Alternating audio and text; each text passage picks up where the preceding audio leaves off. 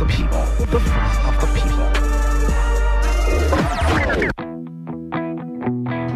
All right, let's begin. Just to remind you, platforms are available. We would take as many contributions as possible because we look forward to them.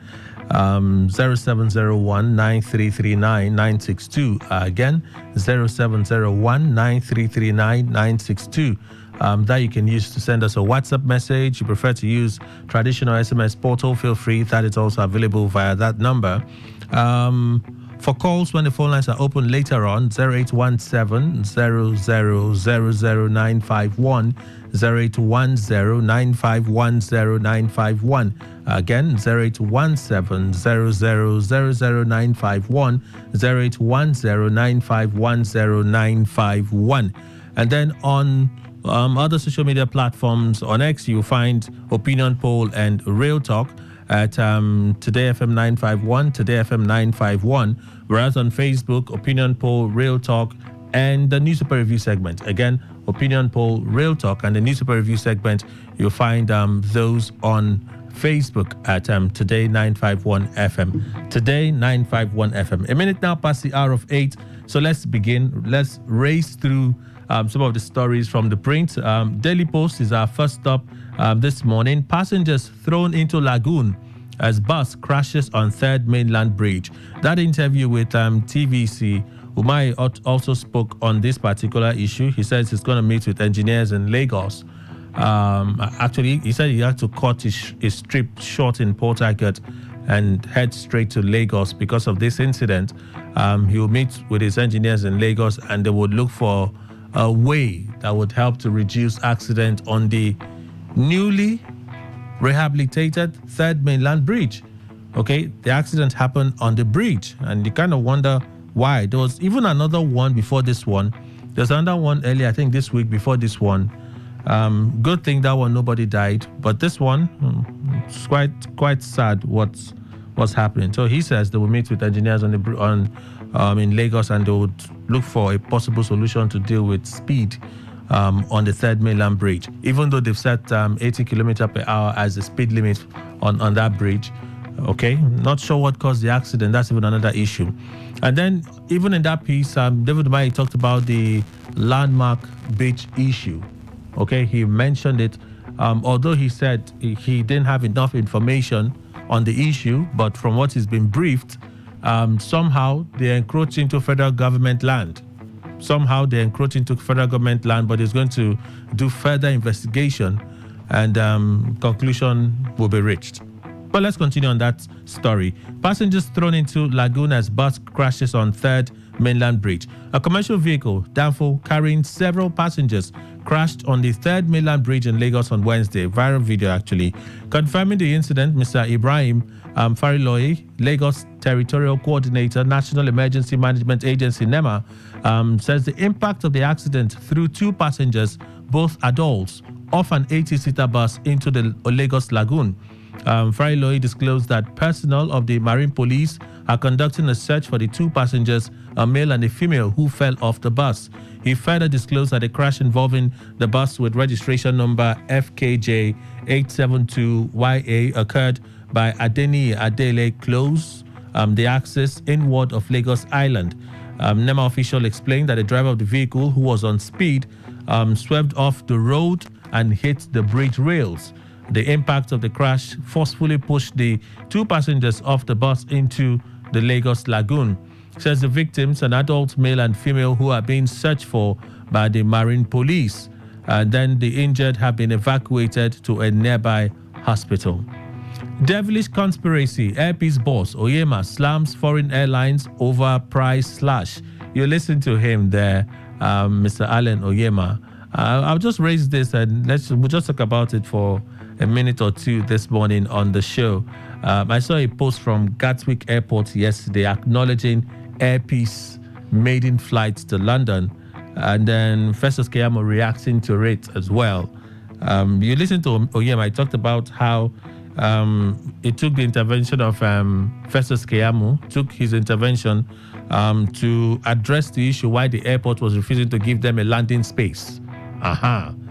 Refusing to give them a landing space. So I think Umar is on TV again. Is responding to Atiku Abubakar. So today is only April 11. There's also April 12. So perhaps in these 3 days, we're going to get a lot of replies to Atiku Abubakar. And I think he's reacting to the Third Mainland Bridge issue now. Okay, let's move on from there. Look at other issues. Vanguard will go next. Eid al-Fitr, our security improving, FG declares. Calls on Nigerians to recover lost values. The federal government yesterday declared that the nation's economy is being repositioned and security situation improving. The Minister of Information and National Orientation, Mohammed Idris, who stated this yesterday, also urged Nigerians to recover lost values and maintain prayers for peace and the well-being of the leaders and the country. Idris made the call after the Eid al-Fitr prayer, which marks the end of the Ramadan at Kaduna Capital School in Kaduna State. The minister urged Nigerians to pray for President Bola Tinubu, acknowledging his efforts to reposition Nigeria among the best nations in the world.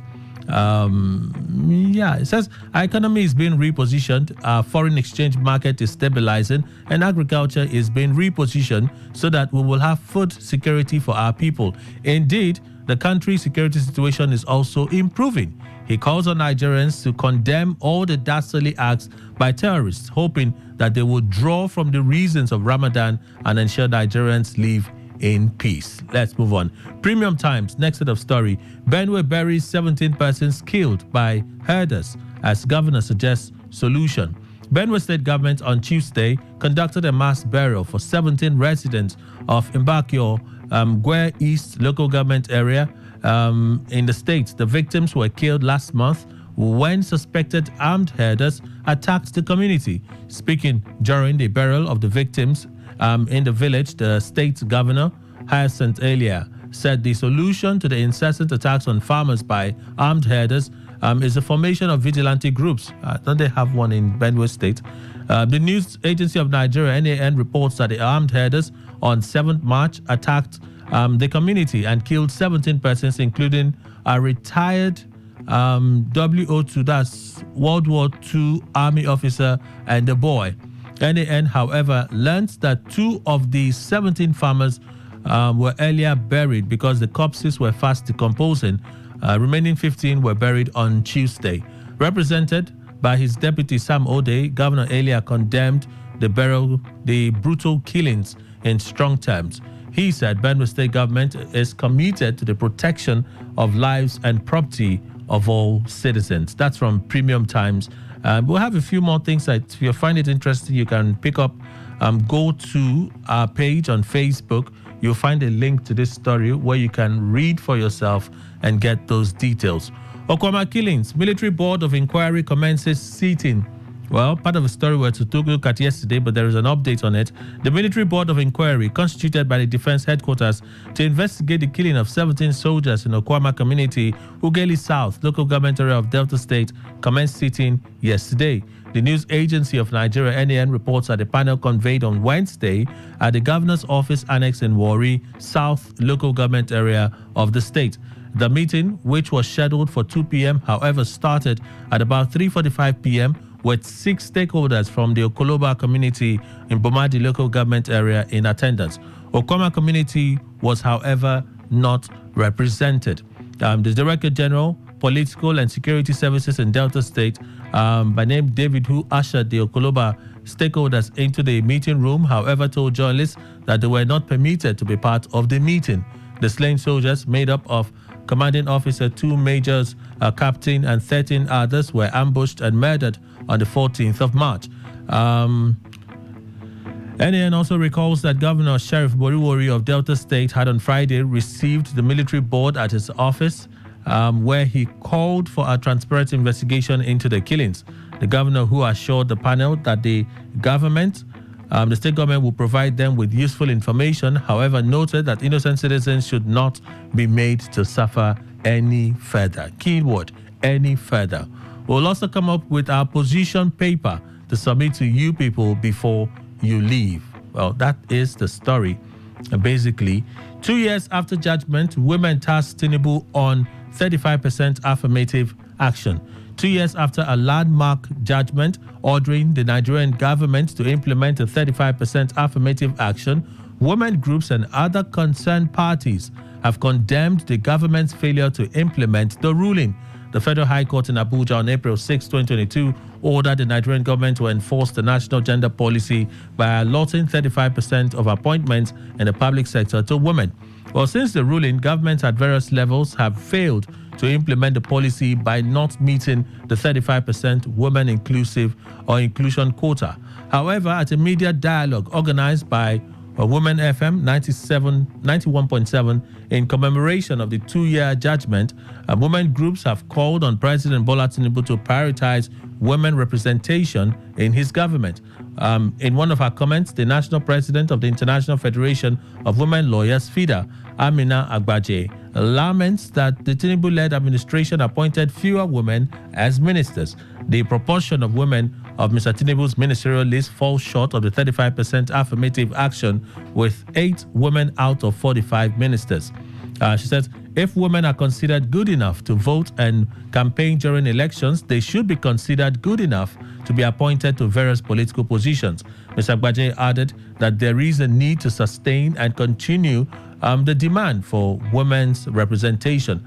Another woman, Rashidat, of the Sustainable Gender Action Initiative, stated that the government needs to partner with civil society organizations to intensify efforts at implementing the 35% affirmative action and also make Nigeria a nation where women's voices are heard. They said she appealed to the Tinubu-led government to uphold the judgment of April 6, 2022 by appointing more women into positions, adding that the Nigeria needs to accept women as accomplished leaders and ensure that gender policies are implemented. And then the other women spoke on the different need why that should be looked into. So let's move from there. Daily Trust is our next stop this morning. Sultan urges Muslims to seek knowledge and pray for leaders. Alhaji Said Abubakar, the Sultan of Sokoto and President General of the National Supreme Council for Islamic Affairs, has urged the Muslim Ummah to actively pursue knowledge to strengthen their faith. In his Eid message on Wednesday, Abubakar emphasized the importance of continuing to pray for leaders and the prosperity of the country. He says, moreover, let us perpetuate the spirit of compassion and support for one another as demonstrated during the month of Ramadan and extend assistance to those in need. The Sultan then commended the governor of Sokoto State under the leadership of Governor Ahmed Aliyu for its commitment and collaboration with Muslim scholars to foster unity. Eid al-Fitr, Tinubu tasked citizens on unity and nation building. You heard parts of it, but let me read the others. President Bola Tinubu on Tuesday appealed to all citizens to come together and rededicate themselves to the noble duty of building the nation. He says, we are the sculptor and Nigeria is the clay.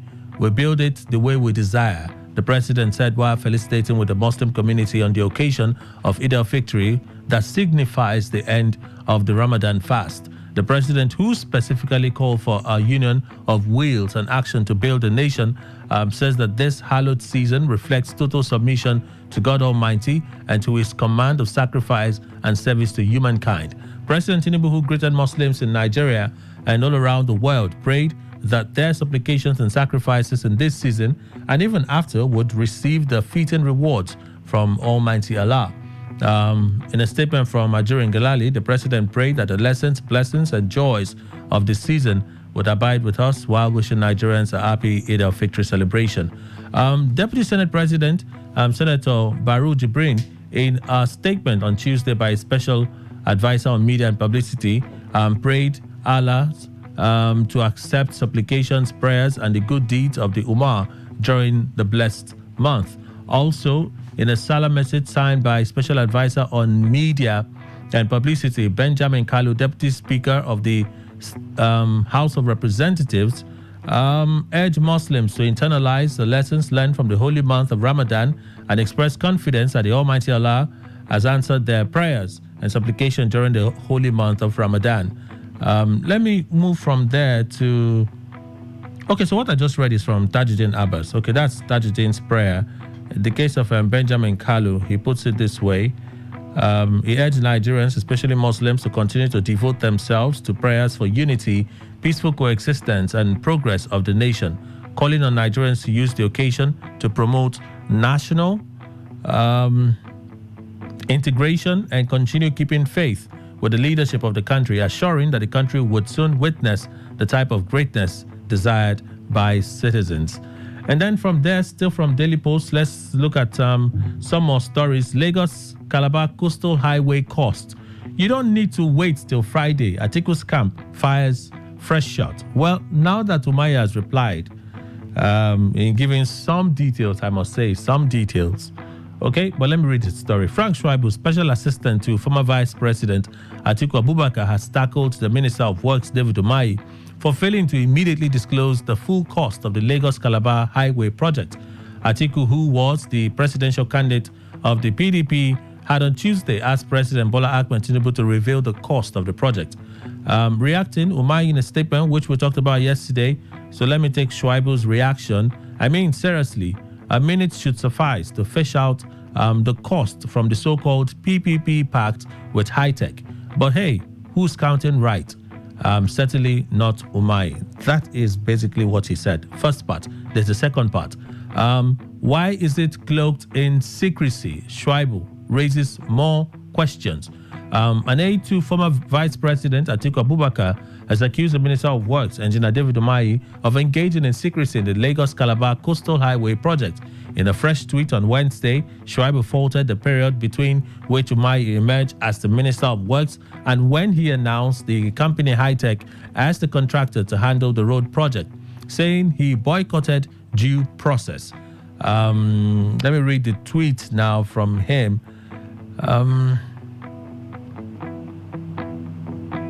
Okay. Schwaibu writes, he wrote it this way: David Umahi, an engineer, was sworn in as Minister of Works on the 21st of August 2023. 1 month later, particularly on the 23rd of September 2023, he announced Hightech as the contractors for the project. Since David Umahi says the project was the brainchild of Tinubu, at what point did he, David Umahi's team, prepare the design and acquire the right of way? Was the design done spiritually? They hid under the PPP arrangements to sidestep due process, only to turn around in March 2024 to approve 1.06 trillion naira as part of payments to the contractor. We agree that the project is beneficial to the people, but why is the process cloaked in secrecy? All right. Cable is our next stop. AGN says Junior Pope is alive hours after announcing his death. A lot of confusion. I'm seeing fresh posts now that he actually still did not make it. He died at the hospital. Some of the posts I've seen this morning, in fact, the videos I also just watched had Emeka Rollers, the head of the Actors Guild of Nigeria, at the hospital looking at the corpse of Junior Pope with tissues in his nose. That's what I have seen. Yesterday was quite dramatic. Junior Pope, the Nollywood actor, is said to be alive, at least by this report, a few hours after he was reported dead.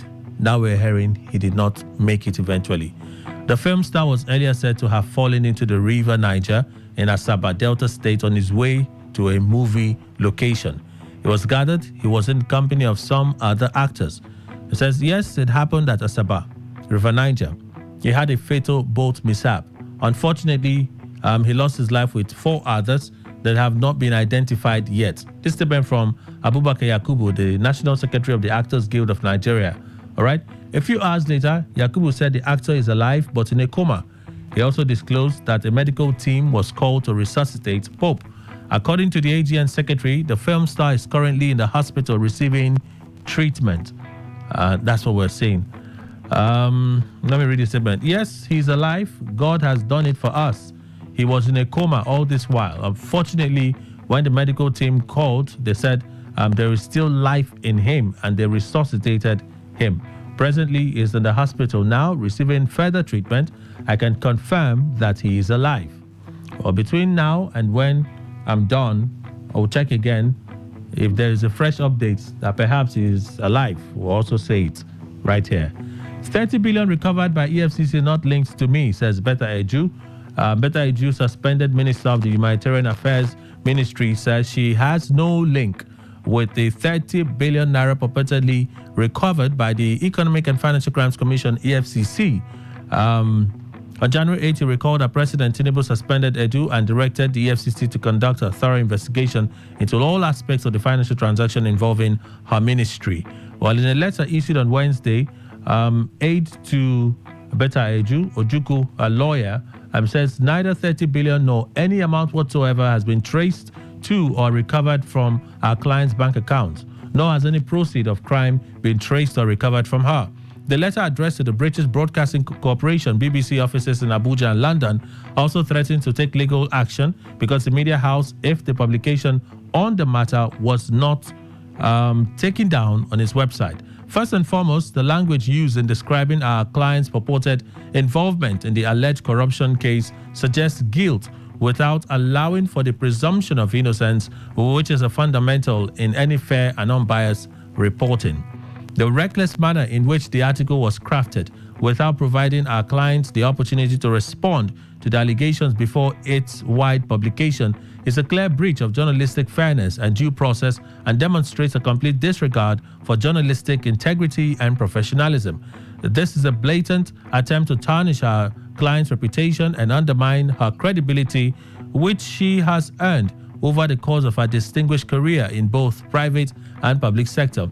For the avoidance of doubt, our client has neither been indicted nor found culpable of any act of financial impropriety in relation to her stewardship of the Humanitarian Affairs and Poverty Alleviation Ministry in Nigeria. The lawyer says the former minister has suffered immeasurable reputational damage, psychological trauma, and anguish as a direct consequence of the publication and dissemination of the article. The letter further demanded a retraction of the article and an apology within 48 hours. Okay. Tinubu hails fierce opponent Ayo Adebanjo at 96. President Bola Tinubu congratulated Ayo Adebanjo, leader of the Afenifere Pan-Yoruba Socio-Political Organization, on the occasion of his 96th birthday. Yeah. Tinubu commended Adebanjo for his decades of spirited advocacy for a united and equitable Nigeria and contributions to national discourse. In a statement released on Wednesday by Ajuri Ngelale, presidential spokesman, Tinubu prayed that God grants the elder statesman more years in excellent health. Well, Adebanjo, born April 10, 1928, in a village in Ogun State, is referred to as one of the fierce critics of Tinubu and did not support his presidential ambition during the 2023 election. His faction of Afenifere backed Peter Obi, the presidential candidate of the Labour Party. And after the 2023 elections, the elder statesman said the polls which brought Tinubu to power were a sham. In October 2023, he said Nigerians should be ashamed to have a president with a certificate baggage. And customs FX rate for import duties drops to 1,238 per dollar. The Nigeria Customs Service NCS has again adjusted the foreign exchange FX rate for duties to 1,238.17 per dollar. It represents a 6.8% decrease compared to 1,246.66 per dollar displayed on April 8th. The rates adopted by customs, observed on Wednesday, fell below the official exchange rate, which closed at 1,248 on April 9 at the Nigeria Autonomous Foreign Exchange Market. Let's move on. That's the story, basically. Presidency, Tinubu's approach to eliminating FX racketeering is strengthening the naira. The presidency says President Bola Tinubu's multifaceted approach to eliminating foreign exchange racketeering is strengthening the naira against global currencies.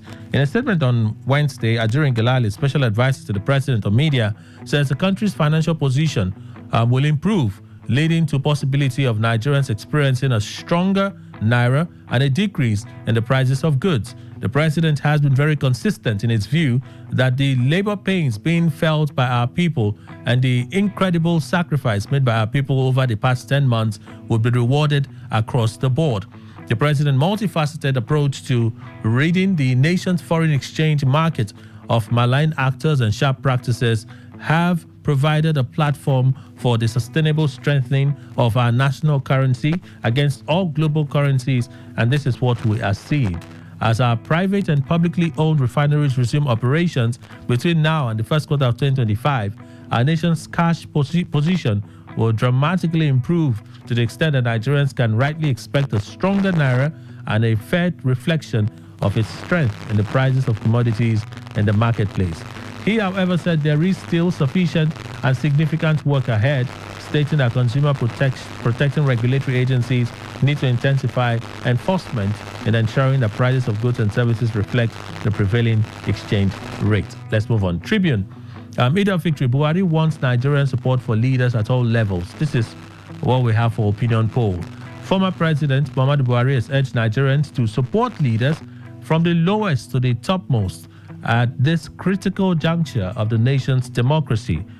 Speaking on Wednesday in Dora, shortly after observing the Eid prayer, the former president congratulated fellow Muslims on the successful completion of the 30-day Ramadan fast and the performance of the Eid, and urged all citizens to support our leaders from the local government level to the highest at the center in their efforts to transform the development landscape of the nation.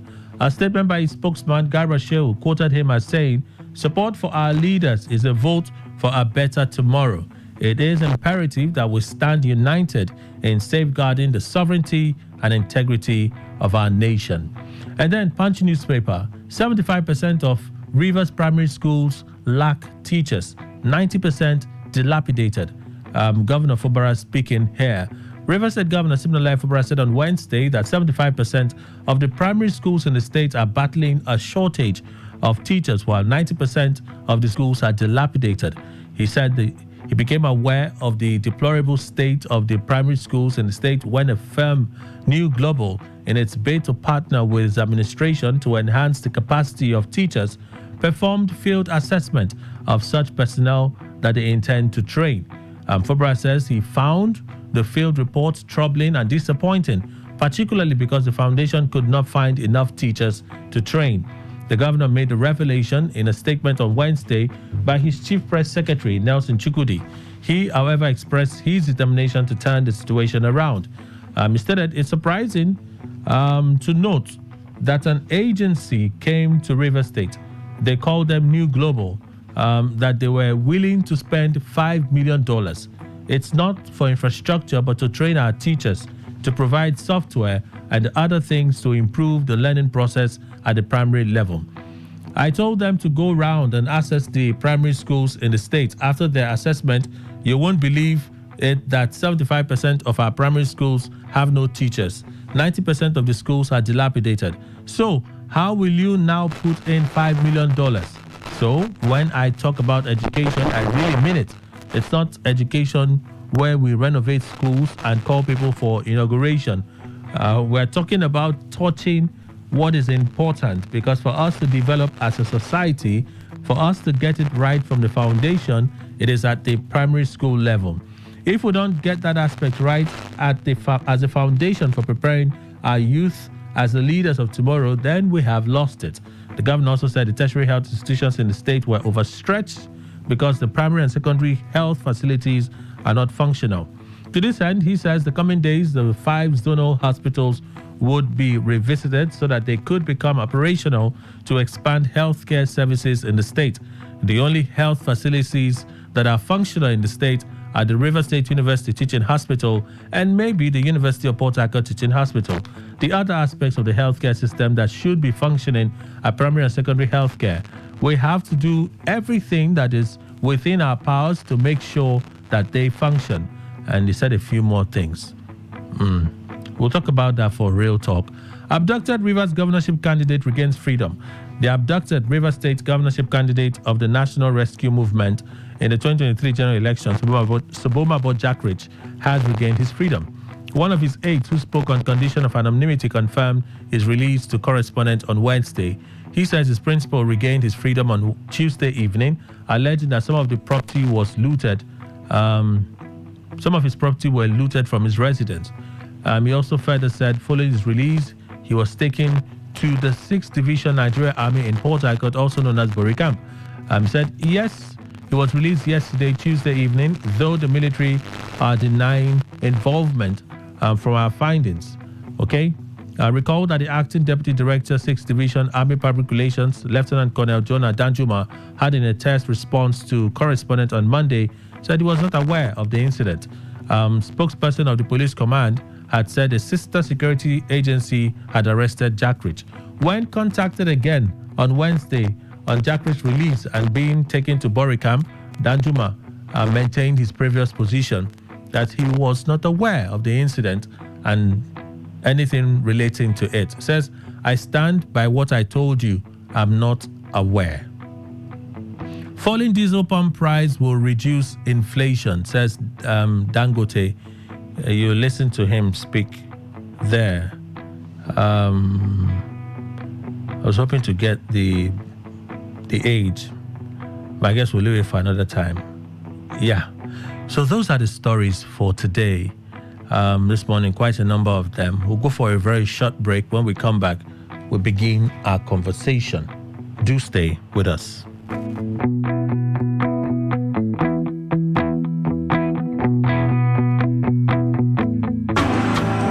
See, I tell you, that man a ritualist.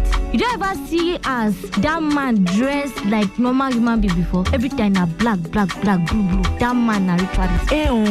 Just leave them. Now, so those people will come from that place. Now, so they behave. You see this our neighbor. You see that fair guy where they always they carry laptop up and down. If you observe, you know they go work in the morning, but every time you go they change car. But I don't they observe and since. I know they there. Now what for you? But me, I know say, people where they come from that area. Now, so all of them they behave. You know, get with anybody if you tell me 9 down. What is it with all the hate in the way we talk? Hate speech does no one any good. It only makes a bad situation worse. The aim is to stir more hate and anger rather than bring us together. All they want is to set you against your neighbor or even your brother. Will you let them? Hate speech is not just criminal, it is intended to destroy you. Shun hate speech. No one truly benefits. A message from Today95.1 FM, the voice of the people.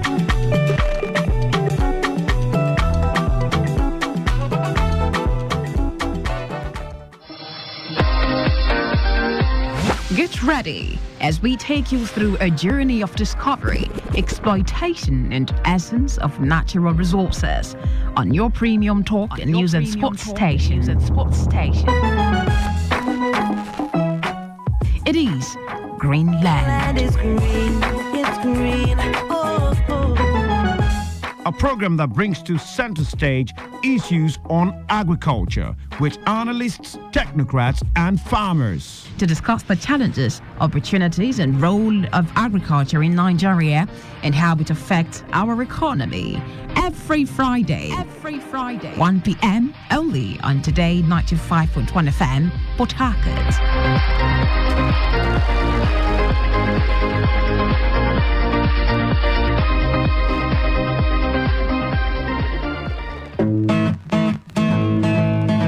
You may not realize it, but do you know you can always show your love for others with simple gestures?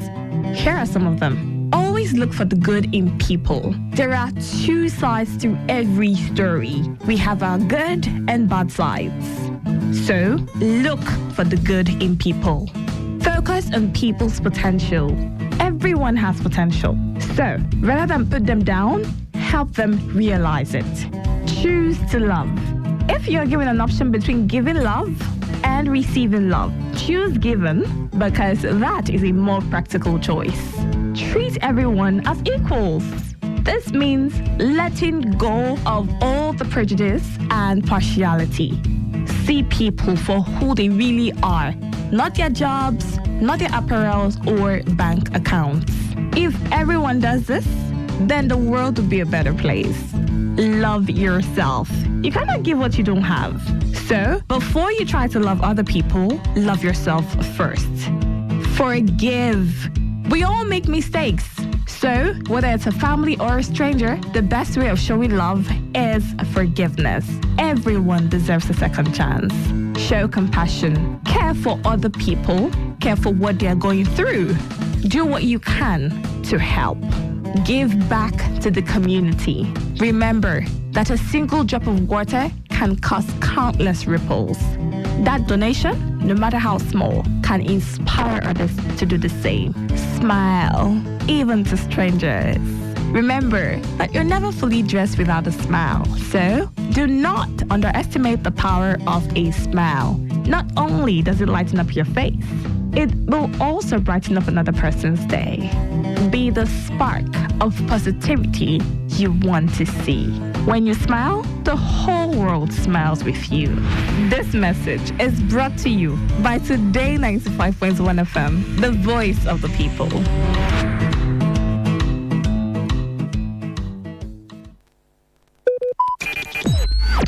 Talk radio. I listen to a lot of talk radio. 95.1 FM.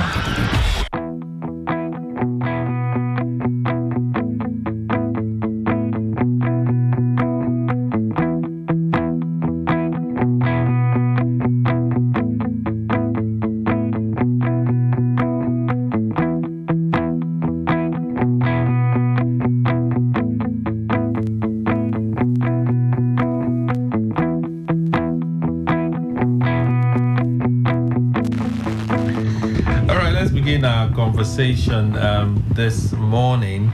Okay, I have Maki Tanen Adubabari, Esquire, solicitor and advocate, as well as notary public of the Supreme Court of Nigeria. He's a social and political analyst. Good morning, sir. Welcome. Morning to you. Morning, Port Harcourt and beyond.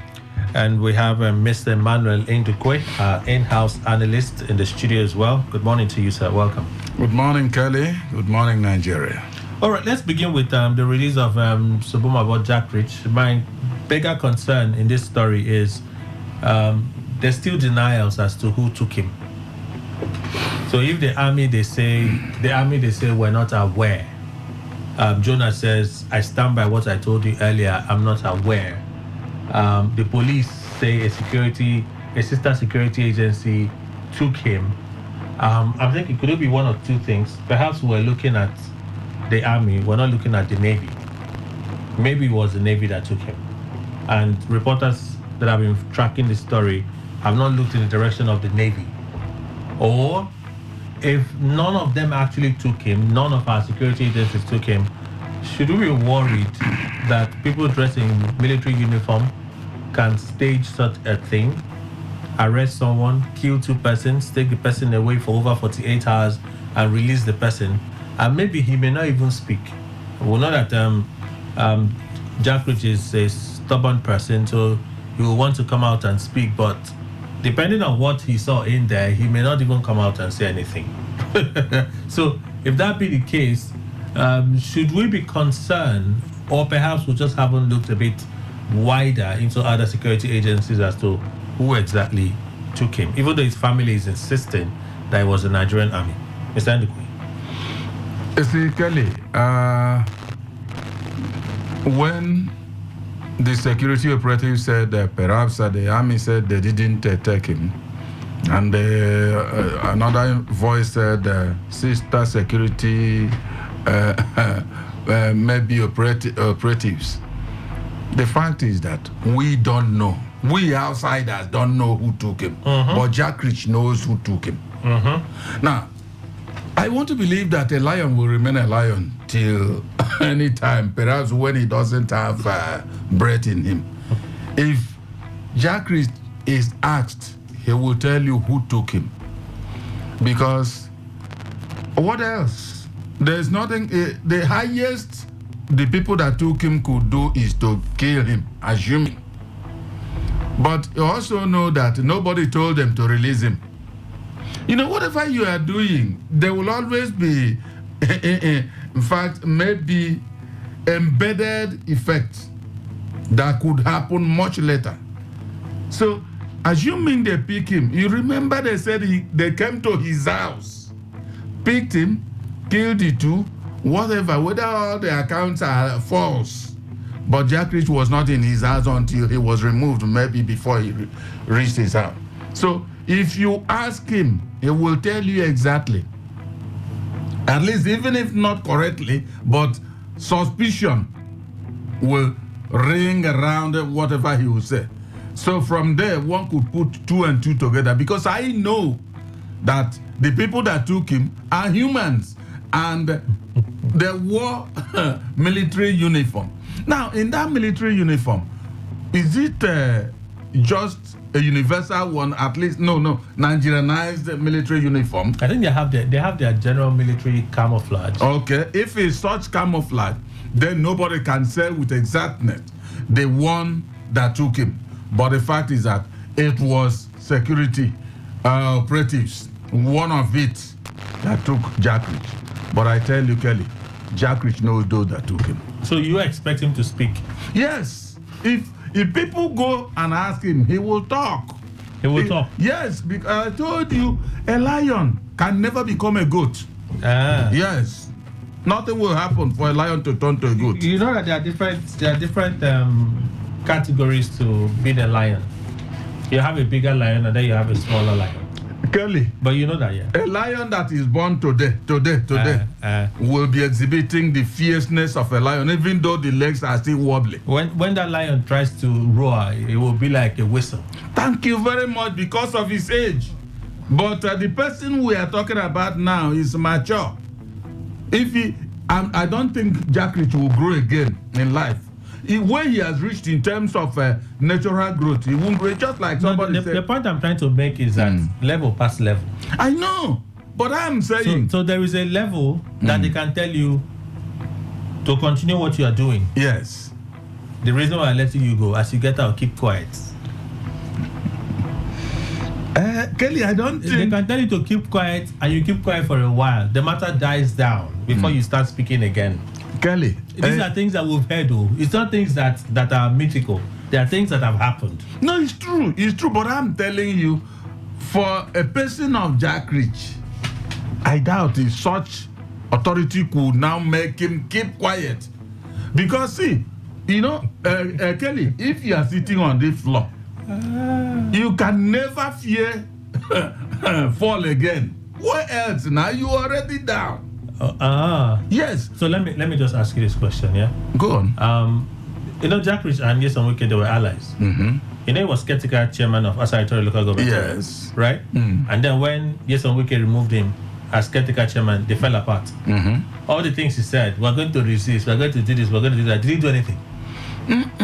No, in the build up to the election, did he do anything? I didn't see anything like all that he said. But let me tell you, sometimes there could be inbuilt internal resistance to action of an individual. Okay. Just as you are now, you may be very much annoyed and you want to execute something. But inwardly, inside you, you decide, let this thing go. Because there's no clue as to saying that people prevailed on him or himself was just afraid. I don't see him as somebody that will be. You don't think that there's an external threat here? You're certain there is no external threat? No, there could be. There could be. But I am saying for that threat to cage him, maybe for some days. He will open his mouth. Maybe not too wide, but at least to an extent. Engineer Dekia Richard Kadom, former governorship candidate, 2019 general election, joins us as well. Good morning, sir. Welcome. Good morning, Kelly. Good morning, Chivima, and my only brother. Thank you, and good morning, Rivers people. Let me ask you straight up the same question. Jack Rich has been released. Security agencies are still silent as to who took him. So I'm a bit concerned. My first concern is if persons dressed in military camouflage can go to a community, kill 2 persons, take Jack Rich away for 48 hours, bring him back, and nobody's owning up, one of 2 possibilities come to mind.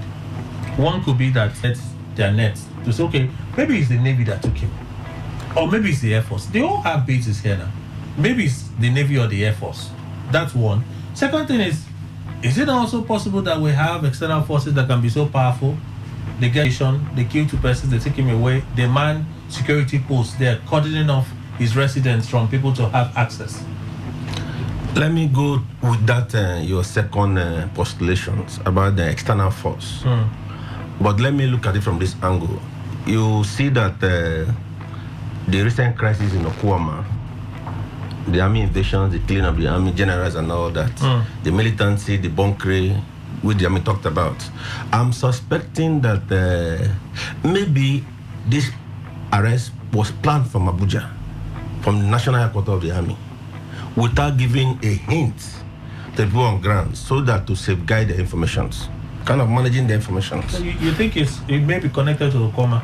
Yes, I'm looking at, because they said Bonkri keeping much arms within the regions and all that. And when they left to Kwama, they went to somewhere around by yes, to make some shootings and arrests. So I'm looking at it from that angle. But we can't rule out every other thing. But for him, only time will tell, because he's a very fearless person. As far as this part of the world is concerned, I must confess to you. So let's keep our hands full. Meanwhile, in part of it, they said the military was taken into the military because they were in Bori camp.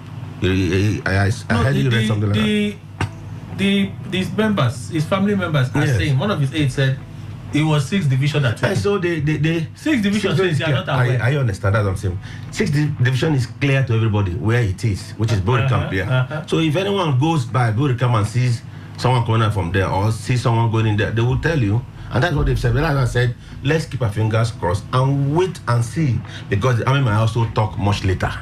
The security informations, they're keeping it under the cloth for now, pending when they're looking for what they're looking for. And I hope they do that as soon as possible, so as to keep our apprehensions out of it, because you can't go to a man's place. Just imagine, at dead 2 a.m. in the morning, kill 2 persons in a state. And I also let me also at this point call on, see, the unity of River State is paramount at a time like this. Some prominent persons, even the government, should have also weigh into these things to find out what actually happens. Okay. Pastor Dupabari. Yeah. I've listened to you carefully. This is just a reflection of this sorry and messy situation that we are all caught up. In law, there's what we call the doctrine of last sin. As we are here this morning, you are moderating this program as a speaker. You'll be surprised. There are some high-rise buildings around here in this neighborhood. We may walk out of this station, and unknown to you, that one of those story buildings has an external camera that will cut you and me walking out of the gate together. No, I'm giving you a picture. I'm in a better mood and I want to take you out. Do you understand? I will not tell you. No, don't be afraid. They will reject you. I'm plotting the ground. I'm just saying I will not tell you, and that's all. No, I'm taking you on a legal trajectory. This taking is my force. No, I don't want to join. You have to. This imagination. You will engage in this mental flight. Okay. So, now something happened. And perhaps I'm not seeing. You can never tell. Nature is so strategic that take the memory and calculation of those who involve in crime by captive, so to say. Something will just happen, and then there's a radio announcement that they are looking for so person fair. Yeah, they're looking for you. For me, right? yes.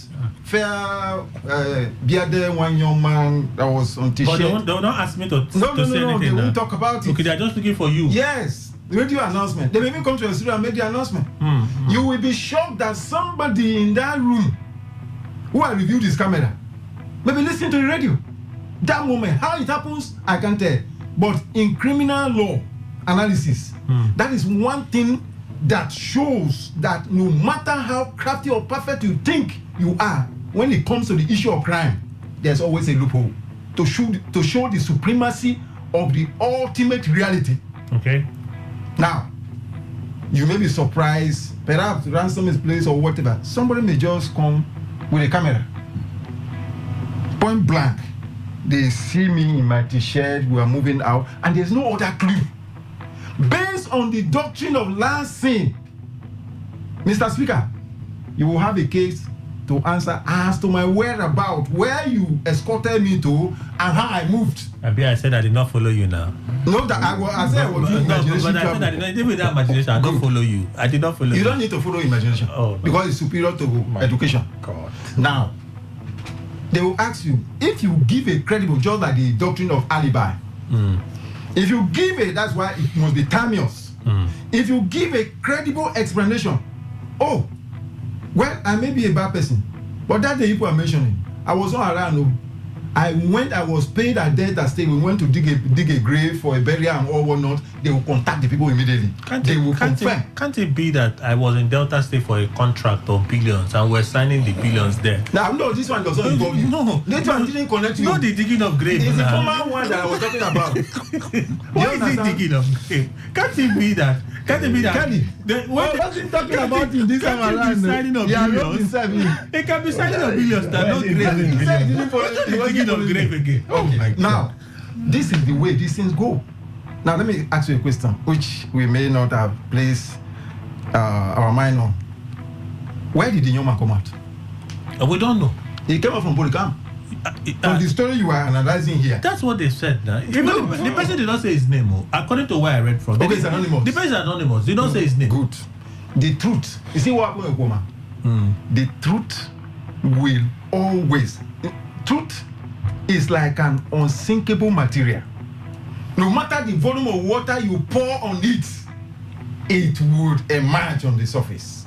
Eventually, yeah? Eventually. Somebody who have cough, I mean proper cough, not a feign one, and there's an itching to cough, and the person wants to suppress it, I can tell you the person will end up in a catastrophic embarrassment when he will be pushed and then cough want to show that it is within the chest of the fellow.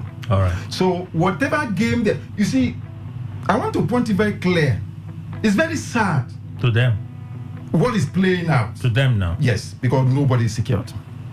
That's what it means, yeah. Yes, nobody is secured. That's why sometimes you see me talk passionately about the systematic genocide that's going on in Nigeria.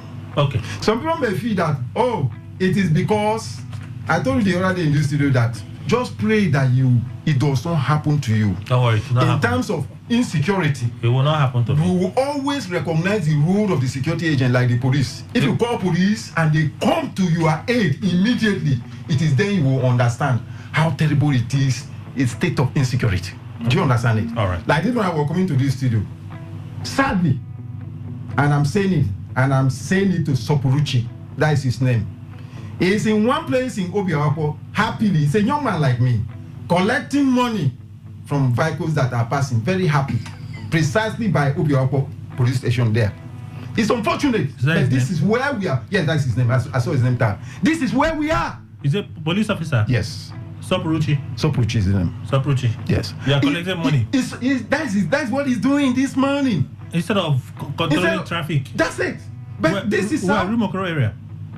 By the police station, by the council headquarters. You mean just beside his divisional office? You don't need any rocket science to know what I'm talking about. It's so sad. Are you sure he doesn't have permit from his Oga to do anything? This is how bad we have reached. This is how far we are getting deeper and deeper and deeper. Right. It's so sad and unfortunate, but I can assure you one thing. A matter of days coming. The truth must come out. For those who killed in the night, they will forget that blood will spill. Okay. Splash. And forensic expert will expose. Okay. We wait for those forensic experts, if they even call them on this matter. But nothing stops government using security agencies to get anybody at any time of the day. Yes. But the concern here is the transparency. Their own the lack of information. Good. You see, where there is rule of law, where law is supreme, above and ahead of any human personality, okay, which is where I desire to be. These things, in matter of minutes, they will disclose, except based on sensitivity, but they will give you all the details. Okay, they'll what give is you going on here? Some necessary information. Is shrouded in mystery. Yeah. And then when they want to come up, they will code it with so much lie that even a blind person will be able to see through. All right. Mr. Ndukwe has answered the question, so I don't need to ask you. Yeah. Let me go to Nollywood this morning. Yesterday was up now, down now, up now, down now, and this morning I'm seeing a press release from the Office of the National President to Nollywood, following the tragic incident of boat mishap that claimed the life of Mr. John Paul, aka Junior Pope, and 4 other crew members at Waterside, River Niger, Cable Point, Asaba, on April 10, 2024, on a movie set titled The Other Side of Life, produced by Adam Maluk. The leadership of the guild has taken the following decisions. The key point, it's not a decision for me, the key point is Actors Guild have now confirmed the death of John Pope. Ceremony. Why am I bringing this story up? Yesterday was trending that he had died. And when I looked at the videos of him being dead, there was a boat and then the lifeless body was taken out of the boat. It was a very chaotic video. People were shouting, they were carrying the corpse, the supposed corpse from the boat to land. But I didn't see, facial image to confirm that he was the one in the process. But blogs, even official outlets are there putting out stories. Pope dead, John Pope dead. I'm like, okay. Next moment we heard, I saw another story that broke later in the night. Oh, he's alive. They were able to resuscitate him. They are rushing him to the hospital. I said, if we had just waited one moment, if we had just waited to confirm, okay, they brought him out. Was he declared dead by a doctor? What circumstances declared him dead before rushing out to say that he had died? If we had just waited. The next thing, oh, he's alive. And then this morning now, I saw videos of Rochas. That's the guild, Emeka Rochas, the national president of the Actors Guild of Nigeria, standing in a hospital and then over the corpse of, just next to the supposed corpse of John Pope with tissues in his nose. When I said, so I guess he's finally dead. He did not make it. The reason I'm raising this is, first, may God rest his soul, and condolence to his family members and to Nollywood. I'm sure he has a lot of fans that would miss him on screen now. But the speed at which information is moving is my concern this morning.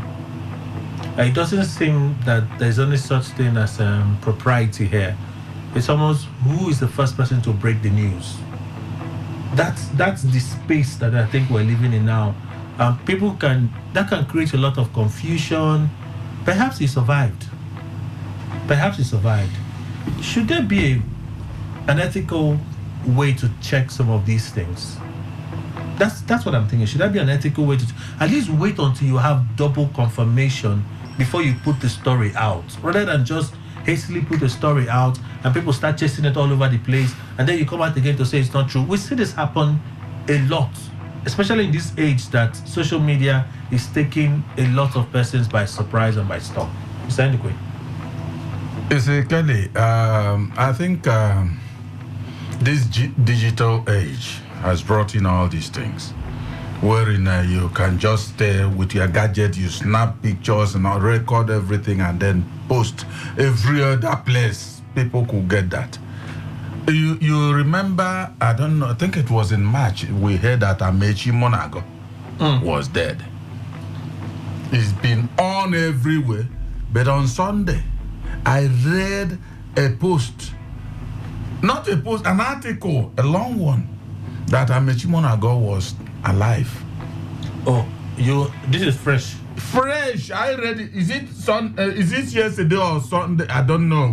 Can't remember. I saw a statement from the same Emeka rulers that he's dead.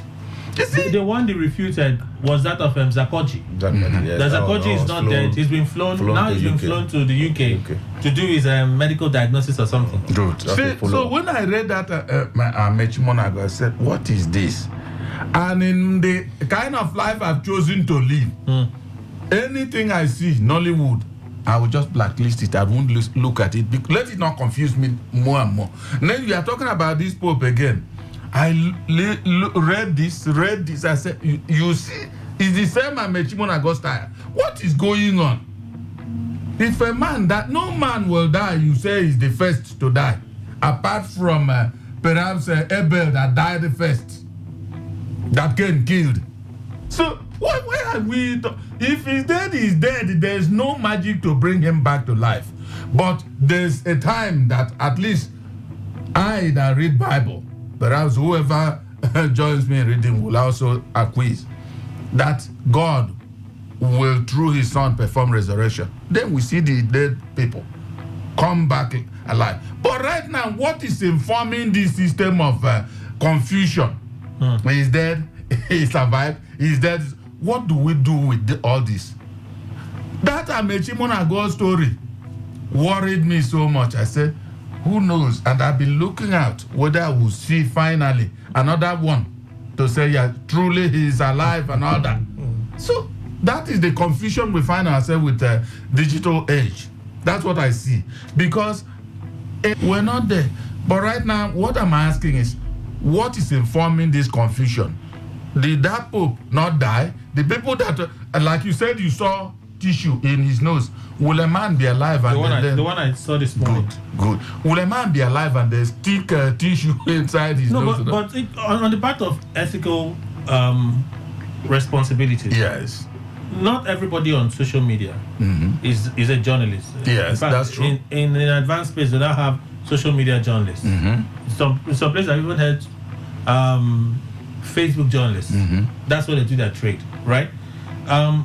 I'm thinking of ethical considerations to the extent that can we just wait before we put this story out? That's what. Yes, the story is viral. People are talking about it. But let's just be sure that what we're saying is verified. See, Kelly, that's what I'm telling you. You know that I have been saying social media should be regulated. When you just leave everything that anybody could come and dig up, pour in there, it will continue going in this way. Because look at it. I want to be the first person to post. Simple. And another person is with that kind of zest. And not that, like that. You see crossfire of information and all that. Unverified. All right. We have to go for the news update. We'll be back in a moment. Stay with us.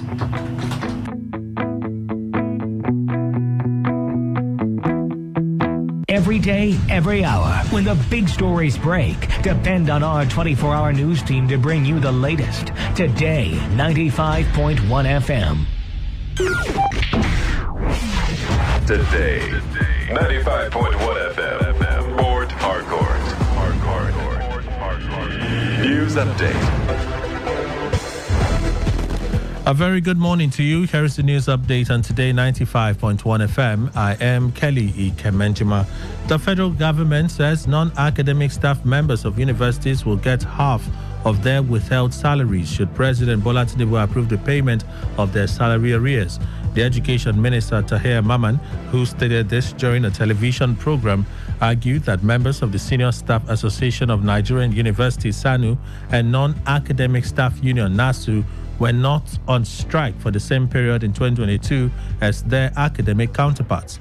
In March, SANU and NASU members embarked on a one-week warning strike to protest their withheld salaries by the federal government. The two unions berated the federal government for paying withheld salaries to the Academic Staff Union of Universities, ASU, while neglecting the non-academic unions. The administration of then-President Muhammadu Buhari subsequently invoked a no-work, no-pay policy against the unions, but President Bola Tinubu last October approved the release of 4 of the 8-month withheld salaries.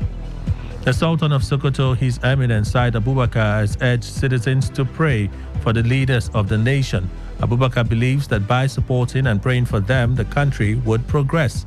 In a Salah message, the Sultan, who stressed the importance of unity among Nigerians, urged citizens to work together, especially now that there are many challenges facing the country. The Sultan encouraged Muslim faithful to continue to practice the good virtues learned during Ramadan. Africa's richest man, Aliko Dangote, says Nigerians should expect a drop in inflation given the reduction of diesel pump prices. He said this during a chat with newsmen after he paid Eid al-Fitr homage to President Bola Tinubu at his Lagos residence. Dangote, who expressed optimism that the inflation figures would drop in the next month, assured that the government is working to ensure that things get much better.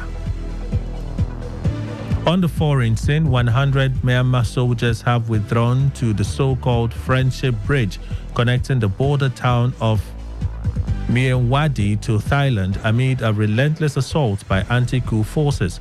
The retreat is another indication of the rising pressure facing the generals who seized power in a coup in February 2021, leading to an uprising against their rule.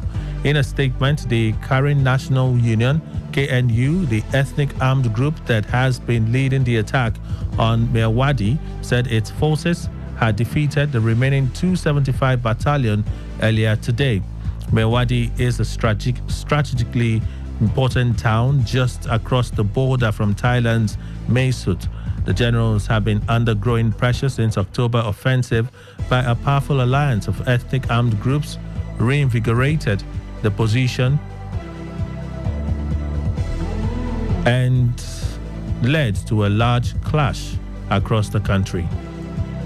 And that's the news update on Today 95.1 FM. I am Kelly Ikemenjima. Good morning. Thank you for your time.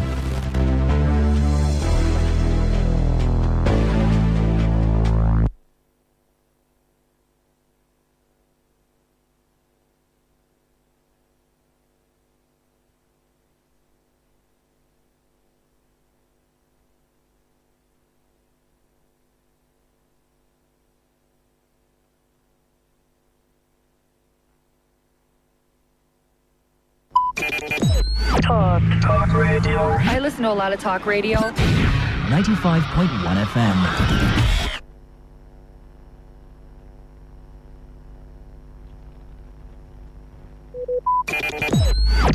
Talk radio. I listen to a lot of talk radio. 95.1 FM.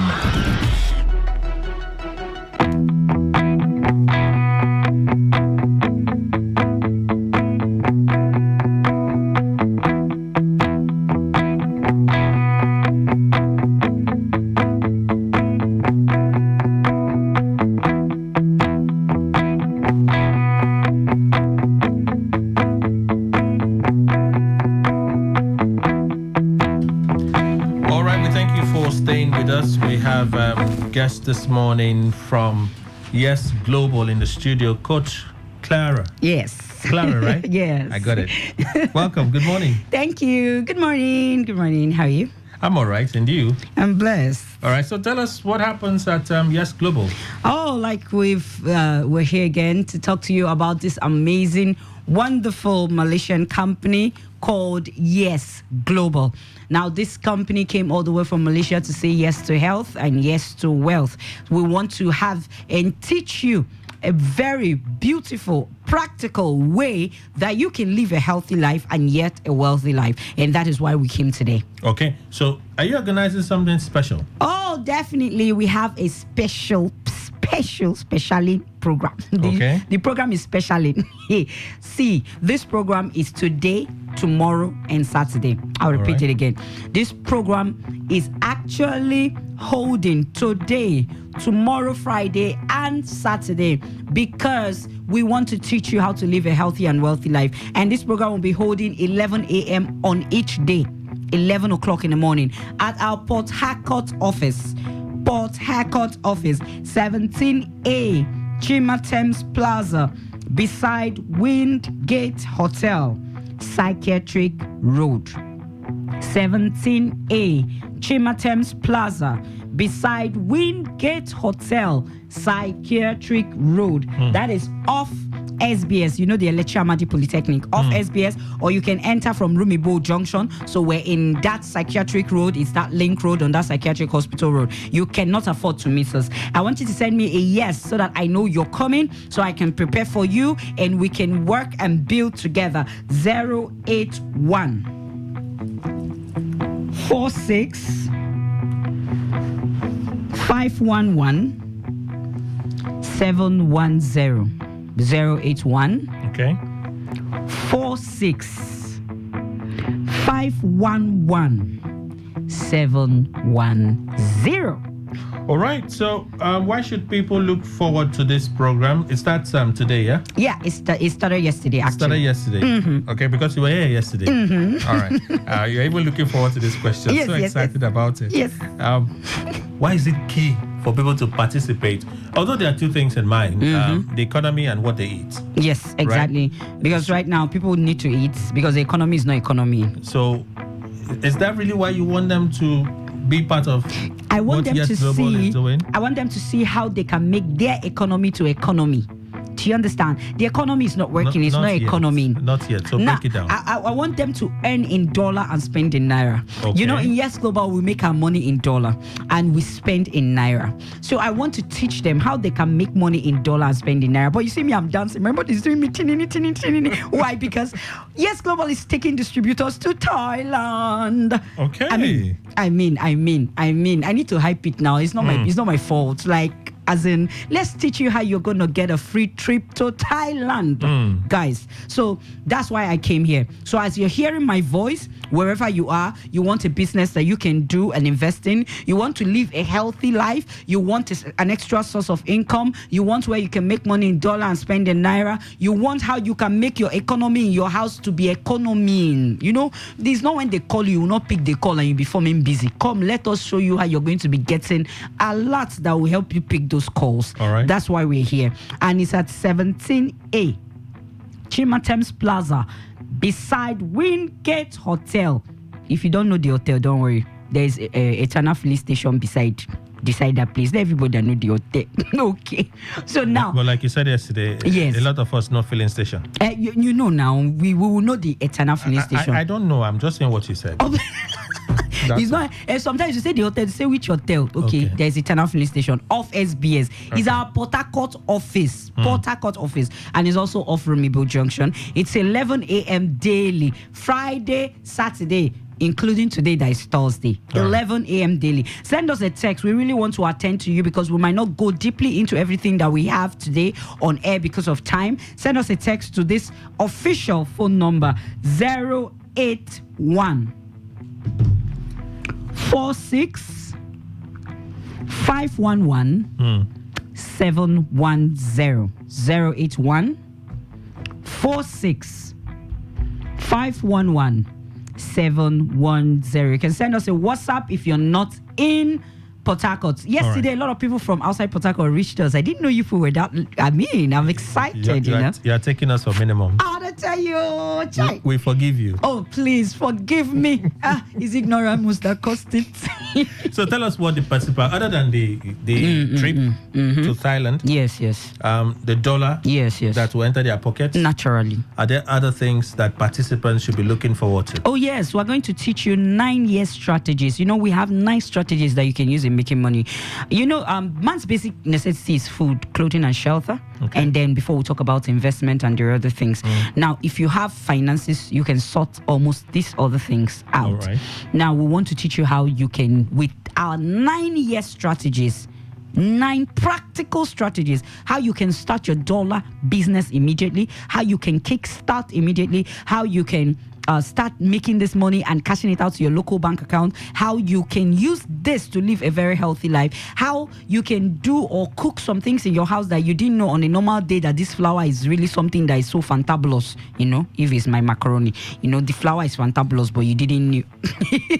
All right. So that's what we want to teach you today, tomorrow, and next tomorrow. Really, at our Port Harcourt office, because this is our office. We're not using it's not the Wingate Hotel. The office is our office, 17A. Chima Thames Plaza beside Wingate Hotel, Psychiatric Road. It's off SBS and also off Rumibo Junction. You get 11 o'clock on daily basis. Though our office opens every day, every other day our office is open, but this one is a specially where we will pamper the pamper. You understand? So 11 a.m. each day, Friday, Saturday, and today that is Thursday. Send a text to the following number 081 46 511 710 081 46 511 710. Send us a WhatsApp if you're not in the state or country. We're in over 30 countries around the world. We're duly registered and we're legal. We can't say everything. Just send us a text. Let's update you. All right. Possible feedback so far. What has it been like? The feedback is feedbacking. Yesterday, I don't want to, yesterday I told you that we had other feedbacks for people getting their monies. Yesterday, one of our Today FM audience, a very fantabulous man, Mr. Emmanuel, he left for Lagos yesterday. He came to take our product. He said, wow, he didn't know that the product is productive. It's producing. As in, I don't want to talk much, but it's producing. You know, when I was talking about Kunle taking the action in the action, oh, Madam knew. But don't worry, when you come, we expatiate on the explanable. But if you miss tomorrow, today, and Saturday, I won't like it naturally. But the feedback is wonderful, and they're cashing their monies to their bank accounts. They are making earnings. They're living a healthy life. Okay. Testimony is overshadowed. Testimony won't finish me like this. They come off Isha. All right, so give the details again. All right. Today, tomorrow, next tomorrow, Thursday, Friday, Saturday, 11 a.m. daily in our Port Harcourt office. 17A, Chima Thames Plaza, beside Wingate Hotel, Psychiatric Road. That's off SBS Electramadi Polytechnic and off Rumibo is that Psychiatric Road. There's this Eternal filling station beside the Wingate Hotel. Even if you don't know the Wingate Hotel, that filling station, because a lot of you buy fuel there. So from there, just call me, send me a text. In the country, outside the country, Euro, Asia, Africa, just reach out to me, because I've seen that Today FM is worldwide like this. And if you're not in Port Harcourt, you can be Port Harcourting through WhatsApp. The world is a global village like this now. Right? Right. So let us show you how the economy can economy around your economy. Hey, okay. Have you said the phone number? 081 46 511 710. 081 46 511 710. I really can't wait to host you Thursday, Friday, Saturday, 11 a.m. daily, because the feedbacks have been fantabulous. All right, thank you so much, Coach Clara, for being here this morning. She's with the Yes Global, sharing that information. You have it, make the most of it. Thank you one more time. Thank you so much for talking. All right. I did say I had a conversation with an economist, Mr. Mokhtar Mohammed, on some of the positions made by David Umahi, replying to Atiku Abubakar on the Lagos-Calabar Coastal Road. All right, let's allow you to listen to that. And when we come back, we'll continue our conversation. It's the newspaper review segment, Today 95.1 FM. Good morning.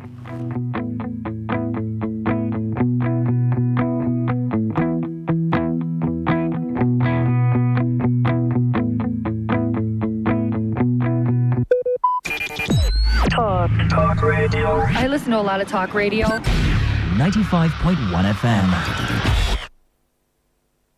So let me just confirm. You're saying that from your findings, the Lagos Calabar Coastal project was not budgeted for? As it is now, it wasn't budgeted for. The Lagos Calabar Coastal project was not budgeted for. But what they did is the executive have come up with what they call infrastructural funding. Okay. And this will be private sector driven according to the document. And that is why they are putting the FIRS to be involved in it. So it's a PPP project that will be built and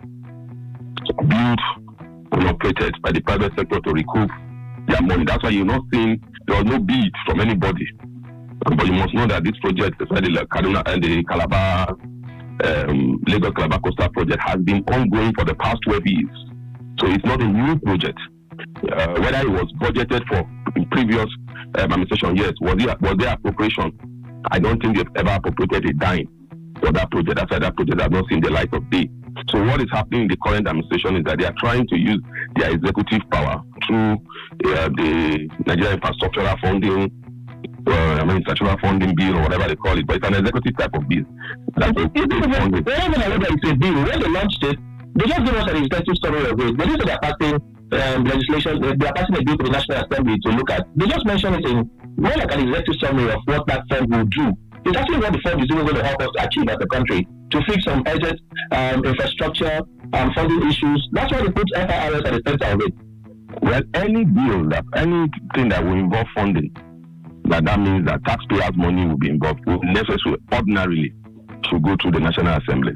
Because what you are saying is that some of the funds that are supposed to go into the 3 tiers of government will be set aside specifically for infrastructure. So that would definitely need to pass through the National Assembly at the end of the day. Remember that while we've had problem with waivers, tax waivers and that, the National Assembly said those waivers were not done through them. Yes. So that's why we have to bring that you're also using the people's money. Is the people's money waivers? So definitely, I still believe that it still has to go through the National Assembly.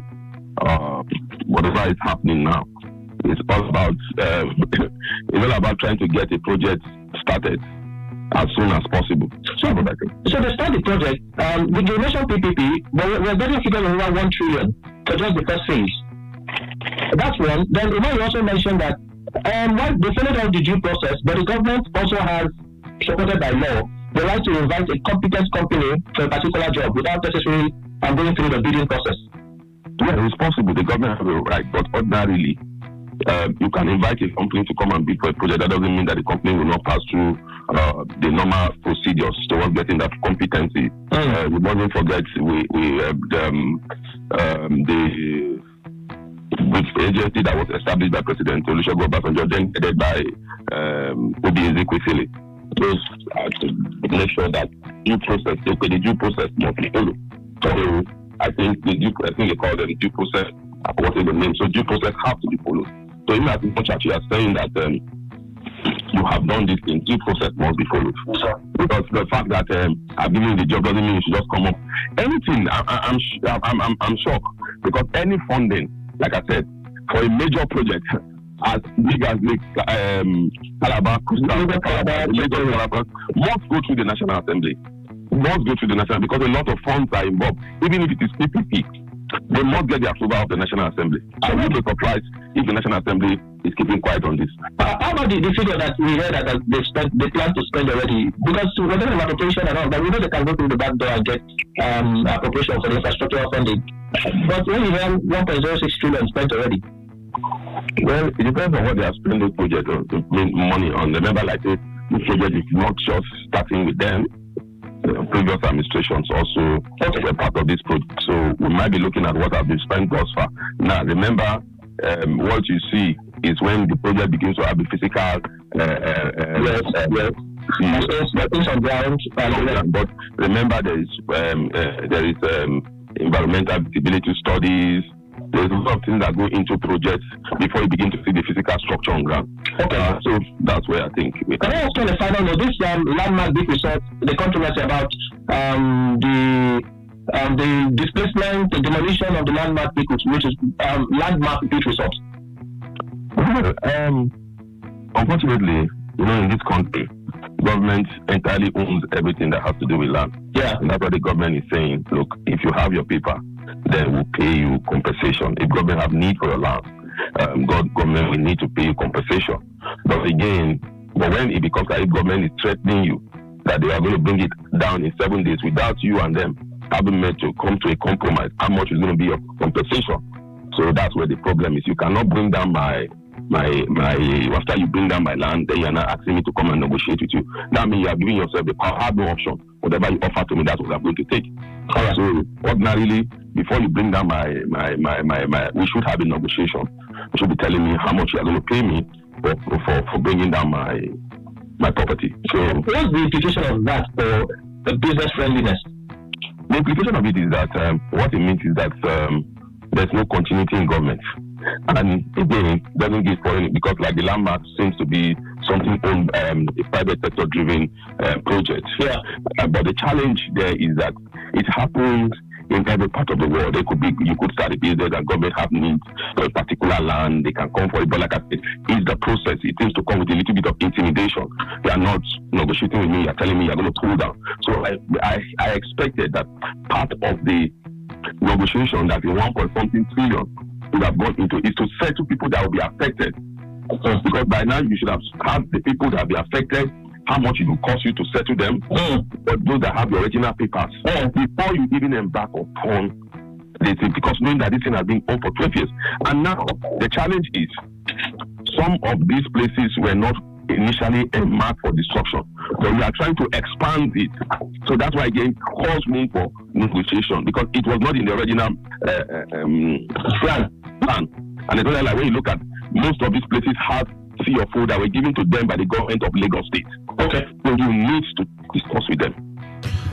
Okay, so there you have it. I had that conversation this morning with Mr. Mokhtar Mohammed. He's an economist. And then he believes that, against what Umahi had said, that indeed the project is budgeted for, he says it's not true. Because you listen to David Umahi, he talked about the fact that, yes, it was budgeted for, appropriated for, and so on and so forth. And then he said it's included in the infrastructure fund. And the infrastructure fund is just something introduced recently by President Bola Tinubu to facilitate the construction of speedy execution of certain infrastructural projects in the country. It was just introduced. We just had an executive summary to the infrastructure fund. Has it gone through legislation? Has it been approved? And all of those things. So those are some of the things we talked about. And he believes strongly that this is just government using force to get the project started. We'll talk about that later on. I just wanted you to hear that opinion from the economist. Let me also welcome in the studio this morning Wadi Chiminem Esquire, legal advisor, special assistant to the Federal Commissioner to Mr. President on Christian Pilgrimage, South-South Zone, and a voice for Apara Kingdom and a temple chief. Morning, sir. Welcome. Thank you very much, Kelly. Good to see you. With the way you're keeping your hair, I guess you're going to annoy me. Why? Because I'm having you're going to annoy me. Good morning, Rivers people. Good morning, great panelists. It's a privilege to be with us here today. Thank you. This greeting is especially to the justiciable minds and not those that are among my against the leadership. Wow. I greet the justiciable minds and for those that are praying for the leadership of this country, especially. Right. Welcome. Thank you very much for bringing me. Thank you, Chief we also insist that we want peace and national movement. Yes, that's why I'll stop. I don't know what to say. I said at least I have the right to greet. I know. I said we insist that we want peace and national movement. What is your opinion? Richard, let me come to you on that. The late actor. The speed at which the digital media is taking us in different directions. Sometimes certain news. We heard that he's dead, but the initial news and then another one coming out that he was alive and many things, that thing can put someone in shock. Is there supposed to be a kind of a responsible in the use of social media, especially for those that need to put out some of these stories? That Mr. Ndukwe said, put it out so I'll be the number one, I'll trend and I'll get the numbers. Is there a way to reconcile or balance a situation like this? Yeah, well, Kelly, I won't know where to start from in these very situations this morning. You have to say, may his soul rest in peace, firstly, or otherwise. Because with the way the story started yesterday, and with the pictures and videos that were online, tells a lot of story about the entire situations. And sometime this early morning, around 4 or thereabout, the picture of him being dead, actually confirming that he's gone, came up with tissues, like he said, on his nose. I saw it, I have it around me. So I won't know where to start from, because the safety on the sea first is what should be paramount to me. That you are going on a boat ride or whatever, crossing while they were on that shoot. Yes, you need and must wear a life jacket. It is very, very important to anybody who travels on the sea. Just like when you are in the vehicle, you must put on your seat belts. So I can't just comprehend what really happens within the system. Now come to the social media aspect of it. I think that the family should have also been in the first place to announce their day. But you see, what is going on over the country is not good. That's why sometimes when they said we must regulate this very aspect of it, I am giving in to it. Because if you said this man is dead, a few hours later you said this man is alive, and you are carrying him from one point to the other. You said you came from the riverside, you went back to mortuary back to Juju Shrine for calculations. From there you came back to hospital again. Yeah, I think they did. They went to a shrine. Yes, they did. They went to a shrine. They went to a shrine? Yes, they did. It's all out there now. Rather than take him straight to a hospital, they took him to a shrine. From the hospital, they brought him back to it. They said, you must perform some sacrifice within the river. And that was why he came back alive. Those are the stories that are ongoing. I'm saying all the stories. So that's why I said, look, what we do in this part of the place is not that compatible. For just doing someone, if my person died, I should be either head of the family or anybody to announce that to the public. So we must regulate the content of what we chunked out. Chimane, did you hear the same story that was taken to a shrine? I didn't hear the shrine, but I'm just hearing it now.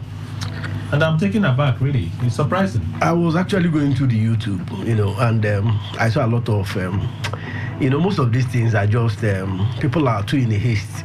That is why in journalism, they will always tell us that we are not social media students.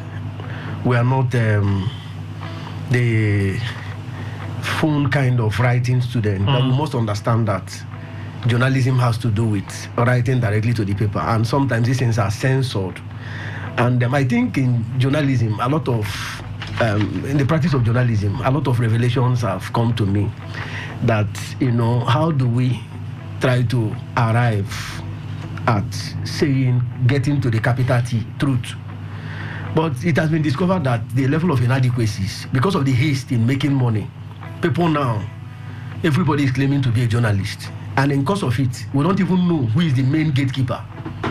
And that is why if a journalist writes from his beat, he takes it down to the gatekeeper. The gatekeeper will have to censor it. And it is at that point that they will know if he's writing from the yellow point of journalism or from the eyewitness point, or maybe from a neutral point, which is also what is expected of a journalist. Now, so many persons now, even in the political world, we have a lot of people who call themselves, social media, experts. What they do is that if anything happens, they will just put their phone, and beneath you just see what they will write at the bylines, and all of these things. Hashtag. I think government will have to regulate this. What I saw on YouTube was that they actually went to native doctor, and that was actually for me.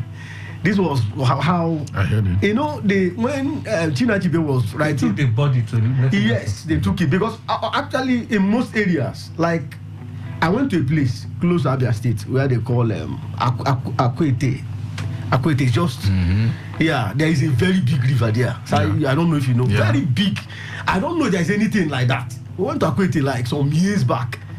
And look, I don't know what happened. Fortunately, somebody died in the river. They said they will bury the person there. Right. And the person that died is a stranger. They said no, they will not appease. After appeasing the river, that they will bury the person there. Because ordinarily, they don't take the person away. The person must be buried there. That's the report I was saying where somebody was saying the family need to pay up to 14 million. Yes, thank you, to remove the body. Yes. Even the one that happened at Obogoro, they buried, I think there is a sister station that carried the three of them. They buried them there. From, I think, yesterday. The parents were crying. Roma Parali, yes.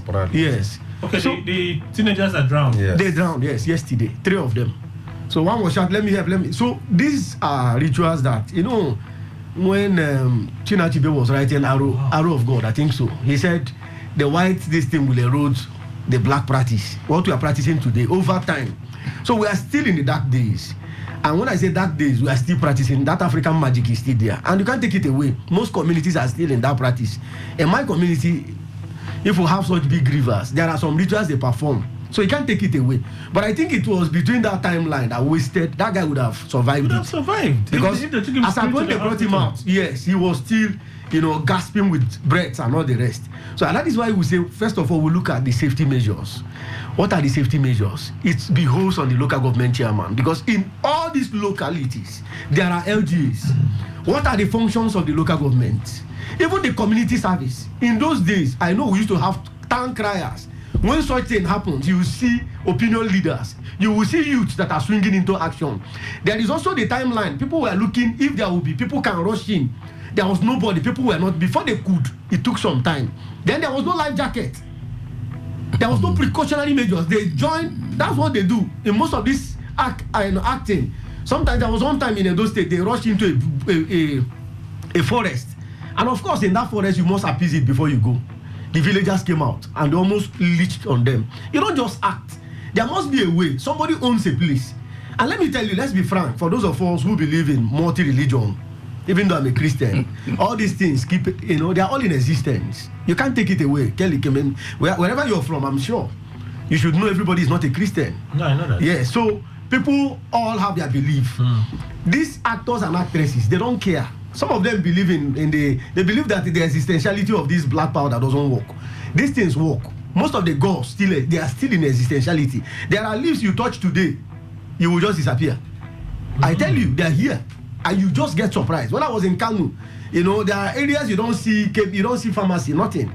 You are treated with the traditional herbs. In fact, in that village, you dare not call medicine. They tell you, look at the wood here. Okay. So I think we must learn a way on how to. There must be a consciousness within what they call their industry, the movie industry. Must see how they can initiate, see how they can. Look, if you're going for acting, I know they have a body. The body must look. Most of these films are not censored. They don't even care. Nobody's regulating it. Sometimes you just see some people, they will just come out and start chasing people in the market. The other day, I almost caught a madman. I thought he was a mad person. Just at this international market, they said he's acting. He had already gone to, throw away somebody's banana. These things must be regulated. Okay. And maybe because of this, the person can react. Okay, so you're expanding the conversation. Yeah. So, but let's come back to the death of Junior Pope. That's his name now, Junior Pope. Yeah. But my take was that as at when he joined the boat, from the testimonium of one of the eyewitnesses, he said the engine boat there was no life jacket. I saw him, he wasn't wearing a vest. They were just moving like that. In fact, that he was so I don't know if you heard the guy. He was even concerned about the speed of the driver. Thank you. He kept telling the driver to slow down. This was actually what happened to me in Kula some years back when we left from Jetty. Do you know what happened, Kelly? The fuel just finished and we were left there. You know how that is. Was it high sea?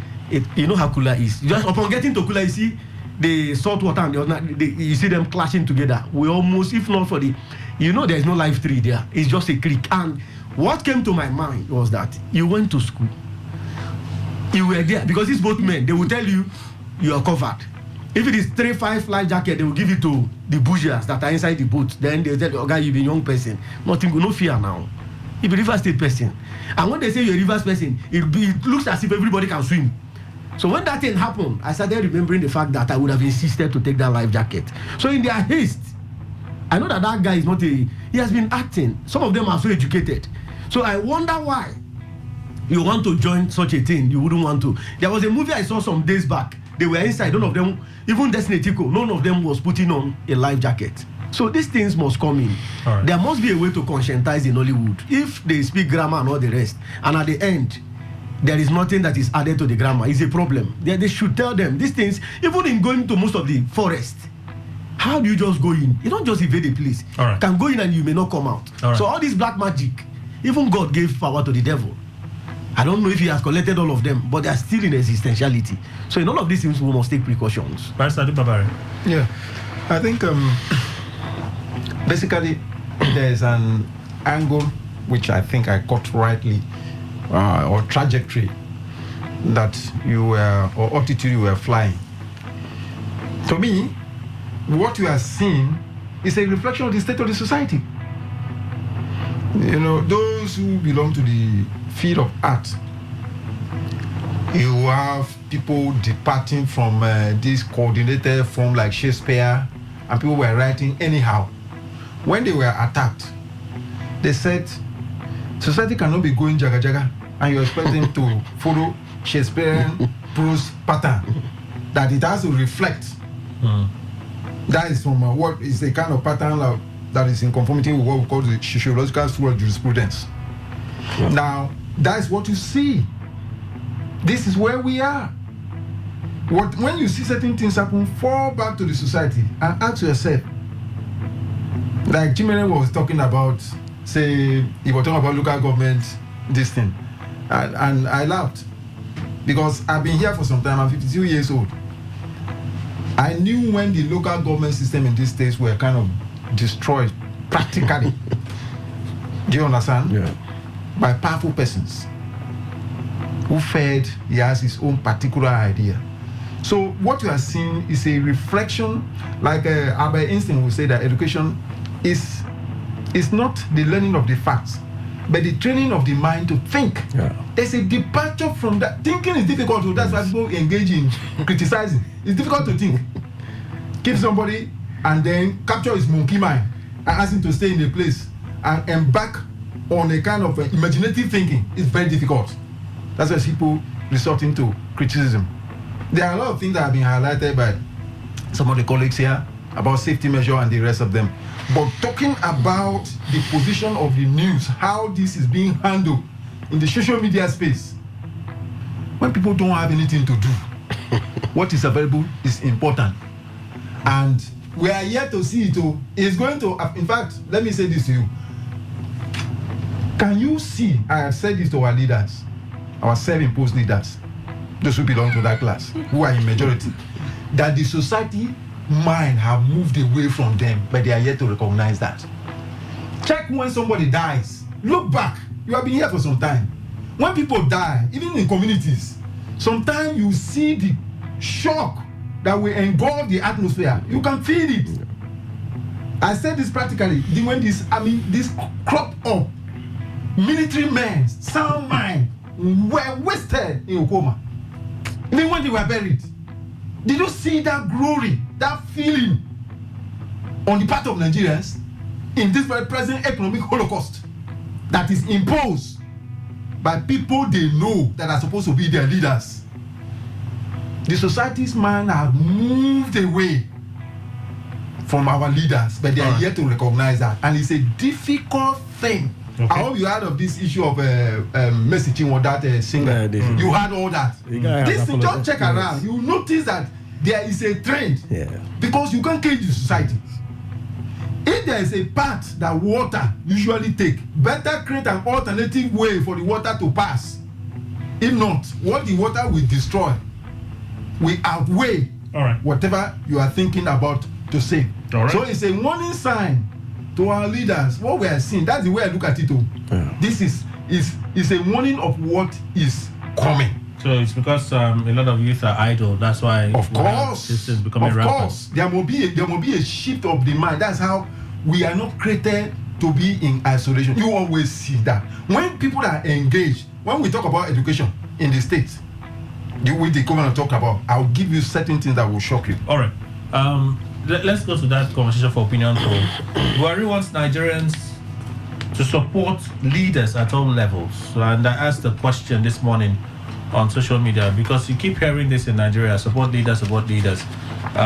Should leaders beg for support or by their action and fruits earn support? That's the question I asked. The same question I'm going to ask panelists today. Should leaders beg for support or by their actions and fruits earn support? I should look at what you're doing and I say, well, this is something I want to follow.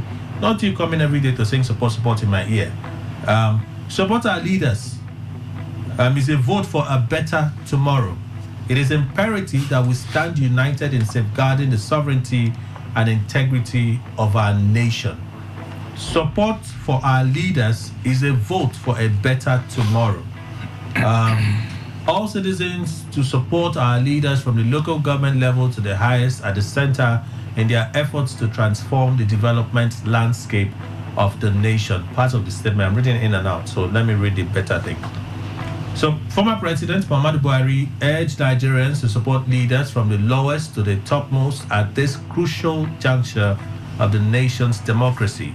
Speaking to journalists in Dora shortly after observing the Eid prayer on Wednesday, the former president congratulated fellow Muslims on the successful completion of the 30-day Ramadan fast and the performance of the Eid, and urged all citizens to support our leaders from the local government to the highest at the center in their efforts to transform the development landscape of the nation. So, some question. Support. Should they be begging for support? Mr. Ndukwe? The answer, as far as I understand, is no. So why did they keep You don't it? beg. See, the taste of the pudding is in the eating. Kelly. So when a man comes out and starts saying, I'm heading here. I need your support. Support me. That particular man is not leading well. Because if you are leading well, your aura will magnetize the people because they are seeing exactly your work. But this one you are begging because you have some trajectory that is, of course, not good, and people can't follow it. And so they are asking, is this a true leader or not? Leadership does not entail that you go and start begging for people, for support. People must support you once you are doing exactly what you ought to do as a leader. But I don't know, where Buhari said he was not supported as a leader of Nigeria. Was he not supported? Did people go to Aso Rock and challenge him? Or Is it what people have been writing? Because see, Kelly, that one is a leader does not mean that one has monopoly of wisdom. The people you are leading, they may even be those that are sounder than you in terms of wisdom. And so when they criticize you, think they are not following the right way because they are criticizing you. Criticism, I tell you, is the engine of doing the right way. Because if you listen, according to our people, if you listen to what is going on, you hear the gong of the ant. What does it mean? You listen very clearly to what is going on, and then you are watching, you will know exactly what is right and what is wrong. Because I always know that those who are doing evil, not that they don't know what they are doing is evil, because the conscience, you can suppress it, but it must tell you exactly what it wants to tell you. That, yes, you are sitting on Neo, I will keep quiet, but before I do, this thing you want to embark on is bad. Pastor Dupamari. Yes. It's very unfortunate. I'm very sad. You see, one thing I will continue to do, I've told you in this studio, that every morning when I wake up, I engage in what I call mental fight to ensure that I am afloat. If you don't do that, you have confirmed that to me some time ago, that there are times you don't even think about what's happening in this sphere. You will sink. He's talking about crucial juncture of our development. In what sense? Is it not under him that Adesina threatened Nigerians that they should give up their ancestral land to Fulani terrorists instead of being killed? And the present imposed president, I stand on my position and I will maintain that until there is a change that I can talk about. Well, it's your opinion. You have a right, yes. You have a right he to said it. Doesn't make it fact. Yes, he said he's taking that which Buhari did to the next level, and we are all in it now. You heard of the number of persons that have been buried, reminding me how we normally bury yam. This is farming season in some areas.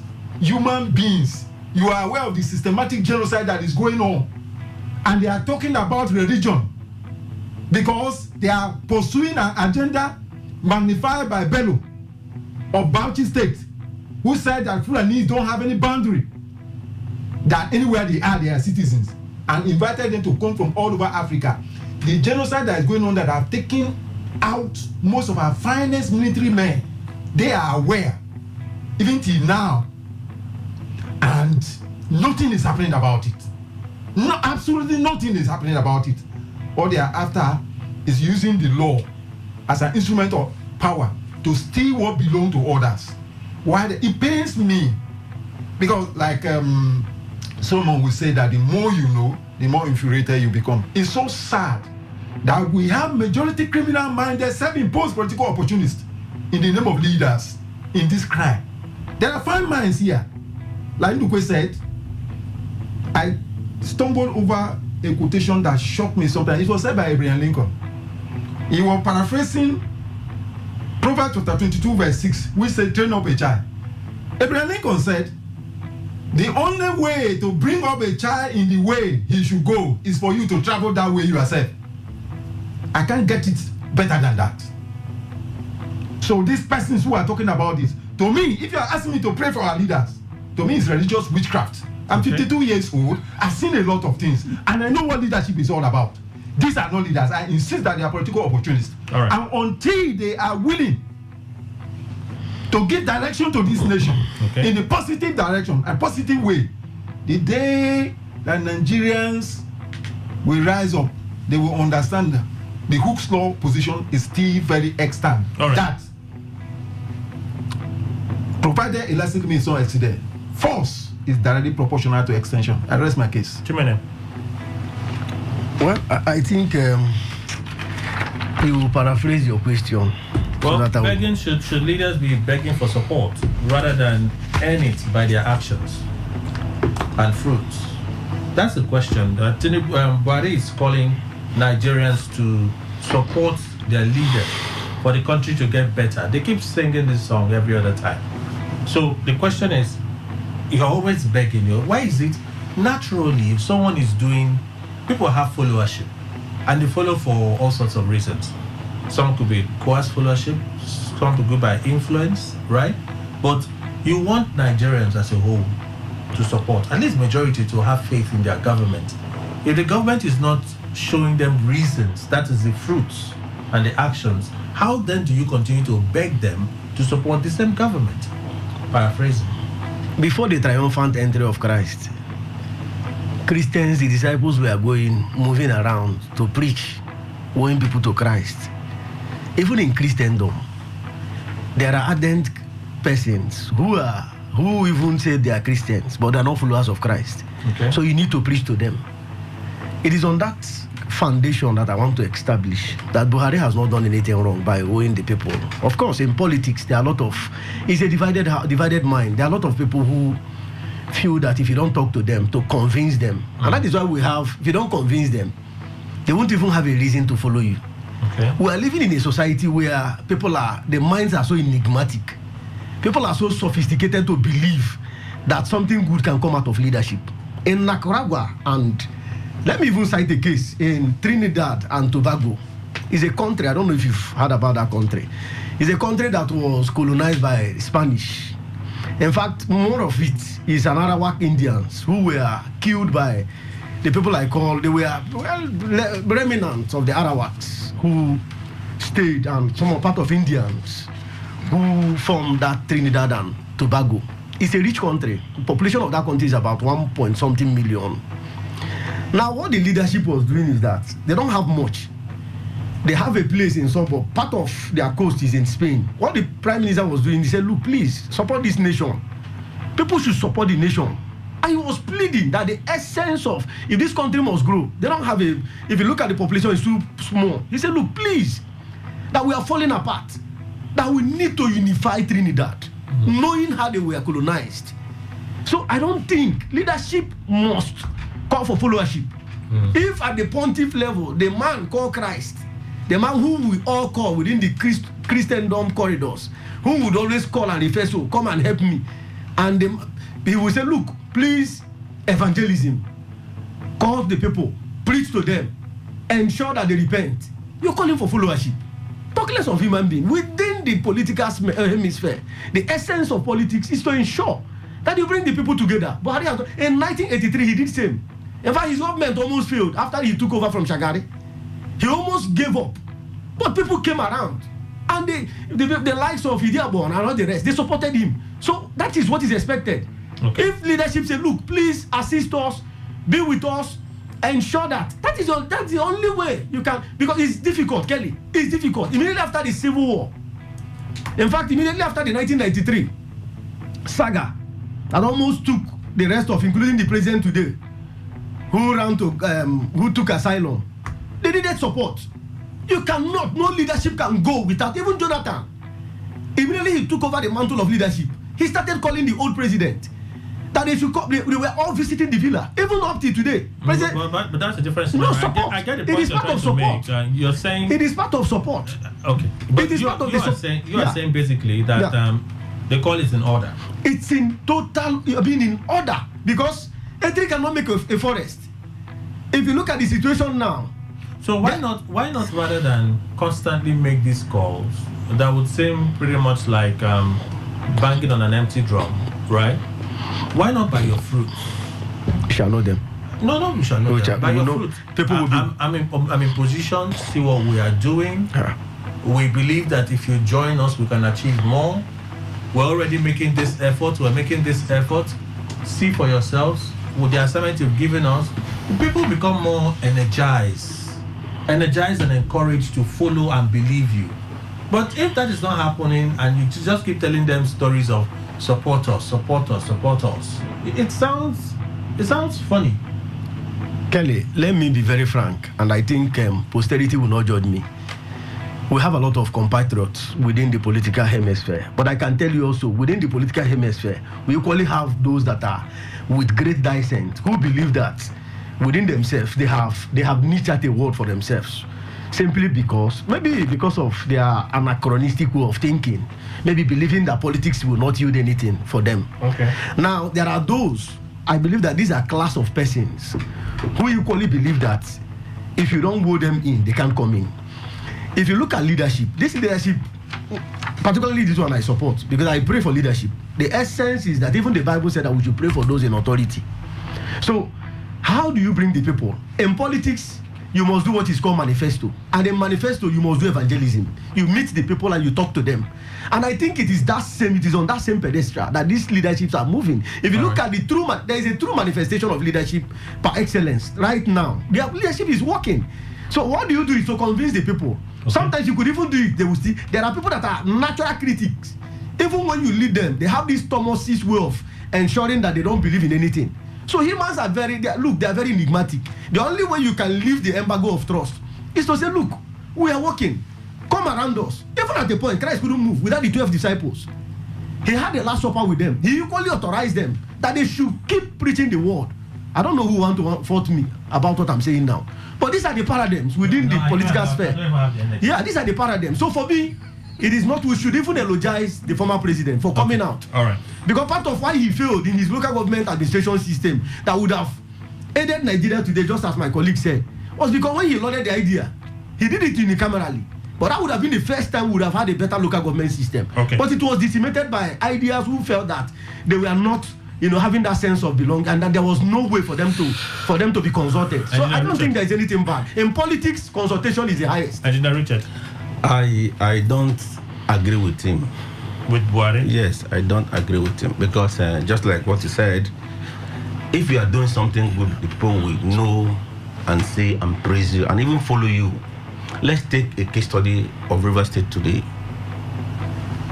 After the administration of His Excellency Ezebonyeson Wike and same came on board, you could see lots of either Thanksgivings, visitations, this and this, because they've seen that within the period of time this man has so opened the space. Has so opened the space that was closed. So you see people, farmers, so they are saying we are happy. The farming system is being revamped. Construction, we are there. This one also, that is how it ought to be. Not for you to begin to ask for, beg for. No, you don't beg for it. You do something that the people will see and say, yes, this is what we have seen. Okay. So I don't agree with him. Same, just look at River State now. Look at it. The other day he has done promotions. The other day he has paid this. The other day he has done this. Everybody just being joyful. They're saying it's only him. Messiah has come. So you don't need to go and beg people to come after you. Your people will say what you're doing and they will go after you. Kelly, please let me correct one impression. Please, let it not be towards. No, allow me. I have an independent mind. Please, the position of Tim has done the same. People are joyous. Me, I'm not joyous. We are all diverse people. So not like this. Don't do like this. No. You have a right. He has a right. Yeah, no. What I'm saying, no. I have the right to say I have a license. No, of course. I'm not looking at this. I don't know his form of development. The case you talked about, nobody interjected. No. Even if you, I'm standing as no. Kelly, I'm an independent mind. We will get there. But this is not the time for this. I don't know what he has. Whether you agree or not, his opinion is not something to debate. I have my own opinion. No, his opinion is not something to debate. I know. That's his own. You had your time. Let's stick with that. Like I said at the beginning, we want peace and national movement. I'm a temple chief. That's why I said it at the beginning. We want peace and national movement. Good enough. Like I said, temple chief is on my left. So let's come back. Let's come back to River State. We have the news in some minutes. Let me just introduce it. 75% of Rivers primary schools lack teachers, 90% dilapidated, according to the governor. The governor said a group came, Global something came to do, the New Global, that's the name. They came to train teachers. So he asked them to go and do a field assessment. That field assessment shocked them. I think they came with a $5 million package to train teachers in the states, only for them to go around and they discovered that most of the schools were without teachers. So the people that they want to train are not even available. They're not even available because they don't have teachers. The schools, the physical infrastructure in very bad shape. So he spoke of his regrets that he came to find out this. Says, okay, but for this one, he's not even sure of a UPTH. But he could speak of, because of that, it's putting pressure. Since the primary and secondary are not working, it's not putting pressure on the tertiary, putting pressure, and he intends to address all of those. So I asked the question, He has been with the government all this while.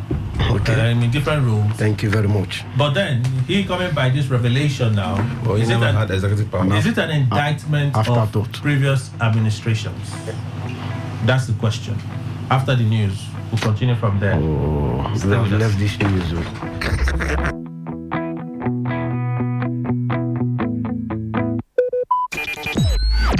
Talk radio. I listen to a lot of talk radio. 95.1 FM. Every day, every hour, when the big stories break, depend on our 24-hour news team to bring you the latest. Today, 95.1 FM. Today, 95.1 FM. Port Harcourt. News update. A very good morning to you. Here's the news update on Today 95.1 FM. I am Kelly Ikemenchima. The federal government says it would save at least 1.5 trillion naira this year following the recent hike in electricity tariff for Band A customers. It also stated that about 2.5 million meters would be installed this year in a bid to bridge the metering gap across the country and ensure consumers pay the right amount for electricity. This is even as the special advisor to the President on Information and Strategy, Bayo Nanuga, stated that the move by government to withdraw electricity subsidy from 15% of power consumers in Nigeria would save the government about 1.1 trillion annually. Onanuga had said the President Bola Tinubu-led administration was poised to allow price hike in electricity given its 450 billion naira budget for energy subsidies in 2024. But in a document on issues around the tariff hike from the Federal Ministry of Power, the government said it would save 1.5 trillion naira with the recent tariff adjustment. The Chief Executive Officer of the Nigerian National Petroleum Company Limited, NNPCL, Mele Kyari, has reiterated the crucial role of natural gas in fueling economic growth and industrial development. Kyari, who spoke during a public presentation, highlighted gas global acceptance as a crucial energy source that sustains economic growth and drives industrial activities. Represented by the company's head of relationship and stakeholder management, Oluwakemi Olumuyiwa, Kyari also emphasized the importance of documenting Nigeria's gas sector. He underscored the significance of prioritizing natural gas production and supply, particularly in the context of geopolitical dynamics and energy security in the global economy. On the foreign scene, Mali's ruling military junta has ordered the suspension of all political activities, saying the move was needed to maintain public order.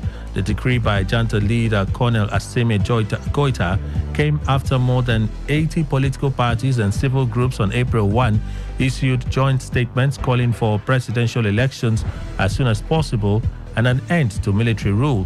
The West African country has been ruled by juntas since back-to-back coups in 2020 and 2021, and with the worsening security situation compounded by a humanitarian and political crisis. In June 2022, the junta said presidential elections would be held in February and power transferred back to civilians on March 26. But the elections were postponed, and the junta gave no further indication as to its intentions. Since seizing power in 2020, the junta ended several alliances, including that of the European Union and former colonial powers France, and instead fostered closer ties with Russia. Still on the foreign scene, Ukrainian President Volodymyr Zelensky says Russia fired more than 40 missiles and 40 drones at Ukraine overnight, again hitting the city of Kharkiv and targeting critical infrastructure throughout the country. Kiev reported a massive attack on the country's major facilities, but said so far nobody has been reported killed. Zelensky said infrastructure facilities were also targeted in Kiev, the cities of Zaporizhzhia and Odessa in the south, and the western city of Lviv near the Polish border. Moscow has heavily attacked Ukraine's energy facilities over recent months, launching some of its biggest aerial strikes of the two-year war. Zelensky called on Ukraine's Western partners not to turn a blind eye and to provide more air defense systems. Ukraine's Interior Minister said hundreds of rescuers had been deployed at sites across the country after massive shelling. And that's it on the news update on Today 95.1 FM. I am Kelly E. Kemenjima. Good morning. Thank you for your time.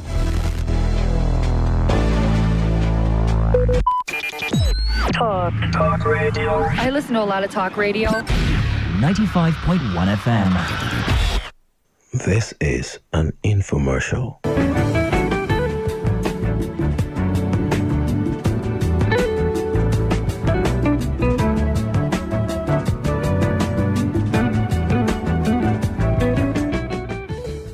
Mankitan is my name. I'm a solicitor and advocate as well as notary public of the Supreme Court of Nigeria and a real estate consultant. Real estate is purely about land and any permanent structure like home or improvement attached to the land, whether natural or man-made. I can tell you that a lot of people have been scammed, even here in Port Harcourt, and so they have good reason to be scared. In fact, to so many people, the moment you mention real estate, just like you mention online investment, the next thing that strikes the mind of so many people is scam. And there are people who are victims who will tell you, don't near there. But this should not scare anybody away. There's no experienced bicycle rider that has not fallen. What he does with the experience is what matters. Any determined child who wants to join the class of those walking about must have fallen. It is what the child does with the falling that will define the child. Currently, you don't need to be carried away by the fact that a company says it is into real estate, showing you certificate of registration with CAC, telling you it belongs to Real Estate Practitioners Association, or even cleared by EFCC certificates. You have to be concerned about the capacity of the company, the structure, because currently what matters most is capacity to deliver, because real estate is capital intensive. Most of the real estate companies you see around, just like what happened in the forest industry or even in the banking sector company, because the company has been able to deliver on what it says it will do. One of the signs which you need to look out for when you are dealing with a real estate company, apart from some other legal issues which you have to do, we say in law that possession is a 9th part of the law. The evidence sign of possession is physical possession by way of fencing, not just mere being shown a space and say this is where our land is, without territorial definition of the area that belongs to the company. You visit Boeing Luxury Estates, you can confirm this for yourself. Boeing Megacity, Lakeview, amongst others, fenced, gated. This is there for you to see. I've been into shares. I've been into other investments. I recharge and get paid, among others. What attracts me to Boeing Luxury Estates brand is what I prefer to call the Japanese connection. When you talk about being invested with Boeing Luxury Estates Limited in its Lakeview Estates at Omokri, Alu, behind University of Port Harcourt, and the company has actually delivered Boeing Luxury apartments for the Japanese clients, currently being managed by Boeing Luxury Estates Limited. That is enough for me. And for those who understand, this is enough testimonial for anyone to see. Boeing has been on promo for some time, which has just ended. But there is a gateway that exists presently. That is from the 1st to the 14th of April 2024. There is going to be a change in the price regime. The Boeing Megacity, which started on the 19th day of September 2022, sold for $1,125,000 per plot. By December that year, the price rose to 1.8.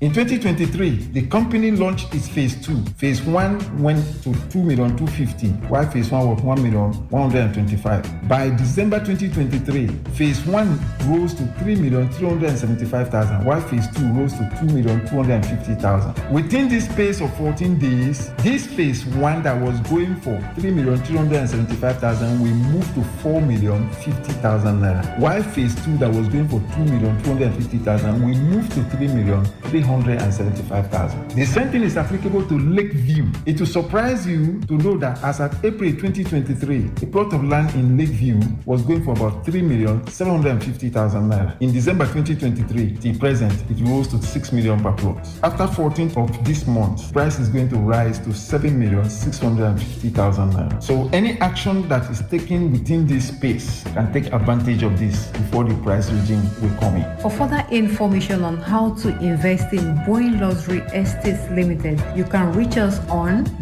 08035524167, 08035524167, or 08037801914. Don't come to party late.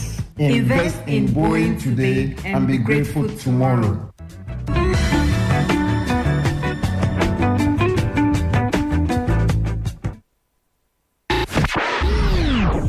What do you love listening to?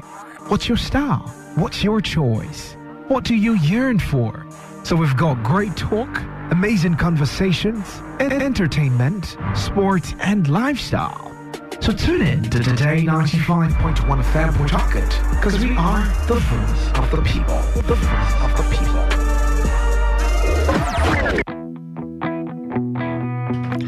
All right, thank you for staying with us. Let's get to our conversation for Real Talk. Panelists for today, Makitan Nadubabari, Esquire, Solicitor, Advocate, as well as Notary Public of the Supreme Court of Nigeria. This is Emmanuel Njokwe. Let me begin with Chiminem on the statement by the governor, the revelation. I also think of a flip side to it is the fact that we just lost a $5 million investment in the state just by their own survey. He charged them to go around, go and do an assessment. That assessment brought some chilling, shocking revelations that we don't even have teachers. It didn't come as a surprise to me per se, because even times before now we've been hearing it. People have been complaining that most of the schools are without teachers. So the governor making this revelation now, is it an indictment of previous administrations? Ordinarily, I would have loved to wash my hands like Pontius Pilate. There are things I don't discuss these days. Haven't gotten to.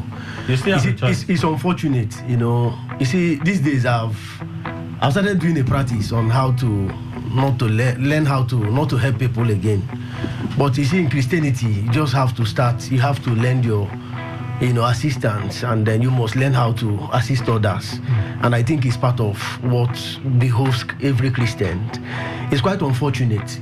This is a governor that I've been working with the minister, FCT minister, for quite some time. They have been working for years, number of years. And what I keep telling people, look, when you're working with a man, it's like the person I'm working with. If there are errors, I call him Oga, look, this is what is. At this level, I say, Oga, look. Even though he's going to say he's not, even if he sends his disapproval or dissent, he will just say, I like you.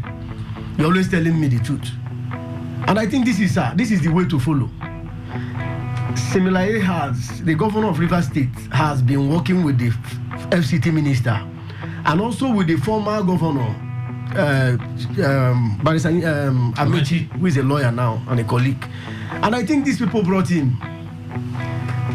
And he has been following them from place to place. And when you look at the way they have been talking, you know that, of course, these are compatriots. In fact, they are his contemporaries. Because at the point, for you to have been lifted to the level of being a governor, it means that they have trusted you. You have been given the toga of trust. So in whatever that comes out of you, it means that there is a trust. Over the years, you have been with them. And I'm a member of PDP. And up till today, I know the level of... In fact, the point during the wake of the election that brought him as a governor, we were all ordered to say, look, please vote for him. So it means that they've been working together. So if there's an error coming out now to say, look, that because I overheard that on one of the sister stations this morning, I looked at it, I said, God, so you are aware and you have been living in this area. You couldn't point it out. No, but he said he just heard of it now. He just heard of it. He said he just said now. Please, relation. You're not the anchor, please. I don't know if you're a commissioner. No, but when you sound like he's always been aware, I'm not in his mind. Sorry now. No. Bryson, it's my microphone. No, we're having a conversation. I know. So it's not a monologue, it's a dialogue. If you say the governor has always been aware, he has said that he came by this revelation as a result of the findings of the group. It's also a negligence on his part. The new global. He wasn't the governor. He was accountant general. Can I allow you to? Can you just allow me to inform? Please. He said, I don't hold brief for the governor, neither the governor of the FCT minister. I'm here to speak so that the people those that are ready to hear, will hear. And those that are ready to go with their own opinion against me, good a thing. What I'm saying is that we shouldn't be spreading our whimpers of excitement on errors. He has been part of governance. And like I said, I've seen him in different forums. I've been opportune to see him in different forums that sometimes they will just say we should sit here. These are the people that will be in chief. And I tell you, he's privy to this information. And as a governor, for 2 months, like he had said, in the office, or even 50 days in office, he would have known that the main thing that he would have visited would have been this educational sector or the secondary school or wherever he was coming out with this information. That would have been his priority as a governor. So it means that it is even deliberate, gross negligence on his part. In fact, in Senate climb, at this point, he would have been criticized even more than other people. In fact, some places will just tell him to resign. He has been there for quite some time. And I can tell you that he is privy to most of this information. It's an indictment, and this is the highest falsehood. See, it's like what happened during the days of the former president of Kenya, Uhuru Kenyatta, and Raila Odinga, who contested with Oruto. When he lost out, he was angry. Raila Odinga was angry, and he was pointing out. He forgot that Uhuru Kenyatta wanted him to be the president. But because things turned out, he started pointing out the errors in Kenya. People must understand that when you're working with somebody, tell him his errors. I have gone to several schools. The schools in my place will have enough teachers.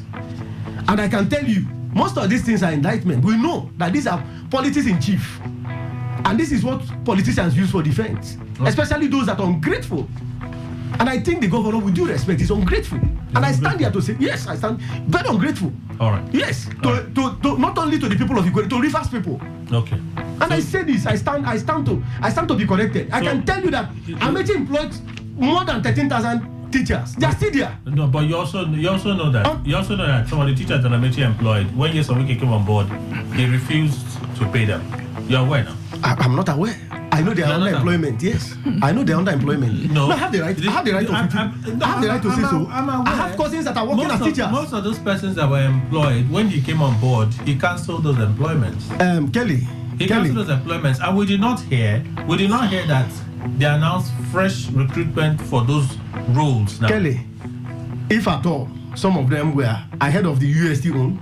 I heard about the secondary demonstrations. The demonstrations. Yes, I heard about that. And I know that many of them are still working. Some came through the back doors. And of course, the governor will investigate. We saw what happened in civil service. Even at the national level, we saw that there are a lot of ghost teachers and ghost civil servants. So if the governor in his wisdom, any government that comes, it's like what Tim is doing now. He will go through the files, rank and files. Okay. And sometimes they come with falsehood. Okay, so you're also saying that for the fact that he's always been in government, he should have known. But what could he have done? Even with him being in government, what could he have? He was accountant general, right? Let's assume that he knew. What could he have done? The vice president of South Africa, former, who worked under Cyril Ramaphosa, saw that in the wisdom of the administrative system that was going on in South Africa and the level of indictment, what he did, he was supposed to join the EFF, the Julius Malimas group. Something came up, and he stood up, and he told Cyril Ramaphosa that the economy at the national level and at the state level, things are not going well. They conspired and removed him. But it has gone to the podium that today he was among those who stood and he was able to speak the truth. Okay. And today people are shouting. The likes of Julius Malema and other EFF members are shouting. Say Ramaphosa, look. And I think that it behoves in his personality. In fact, in his own capacity, while he was working with the FCT minister, he had all the opportunity. In fact, he was a child of circumstance who was brought he was immersed with the baptism of immunity at every level. You don't point, nobody knows him. But at that point he would have advised, because the FCT, he had the ears of the FCT minister. Okay, so today he's coming out. So let me mention, this is a cheap blackmail. Let me mention very cheap. You had the scenario of a slap. Of a slap, because they had mentioned leave this article issue now. Leave this article issue, and somebody got a slap. Did you hear that scenario? I don't want to see the governor as a dimple lunatic. Just asking a question. He's a man that I respect. I'm asking a question. There was no such thing. It was rumor mongers. Those that are looking for relevance. Okay. Who came? Because I'm within the seat. I may not be among the commissioners, but I'm privy. You didn't hear the rumor of the slap. There was no slap. It was just rumor mongers. That's why I said, look, as journalists, we must investigate our bits. No, even as journalists, there's certain information that we have that we don't bring to the public. They are not classified. That we don't bring to the public. It's open. Whatever that goes on here. It's not. What the governor is doing is to sell himself. No, but let me tell you, this is just a cheap one. Let him look at what governors are doing in the north. Development is spreading, and he's here. Jubilating on Thanksgiving. Can we allow others? Jubilating on daily basis on Thanksgiving. Allow other persons? Whose lawyers the same lawyers that were used are the same lawyers that are. It's so cheap. These are all the things I want to discuss. Biased, so give me like 3 hours. So. It's not possible. Give me like 3 hours. It's not possible. That means we are going to sleep. Anyway, let us not lose track on the former government. You see, history is always there for ones to see. Amechi, when he took over from Omeya, after Senator Peter Otunayan Didi, did very well. And we've expected that to continue. You just mentioned the 13,000 teachers that were employed. Some should have retired. Some were not also there.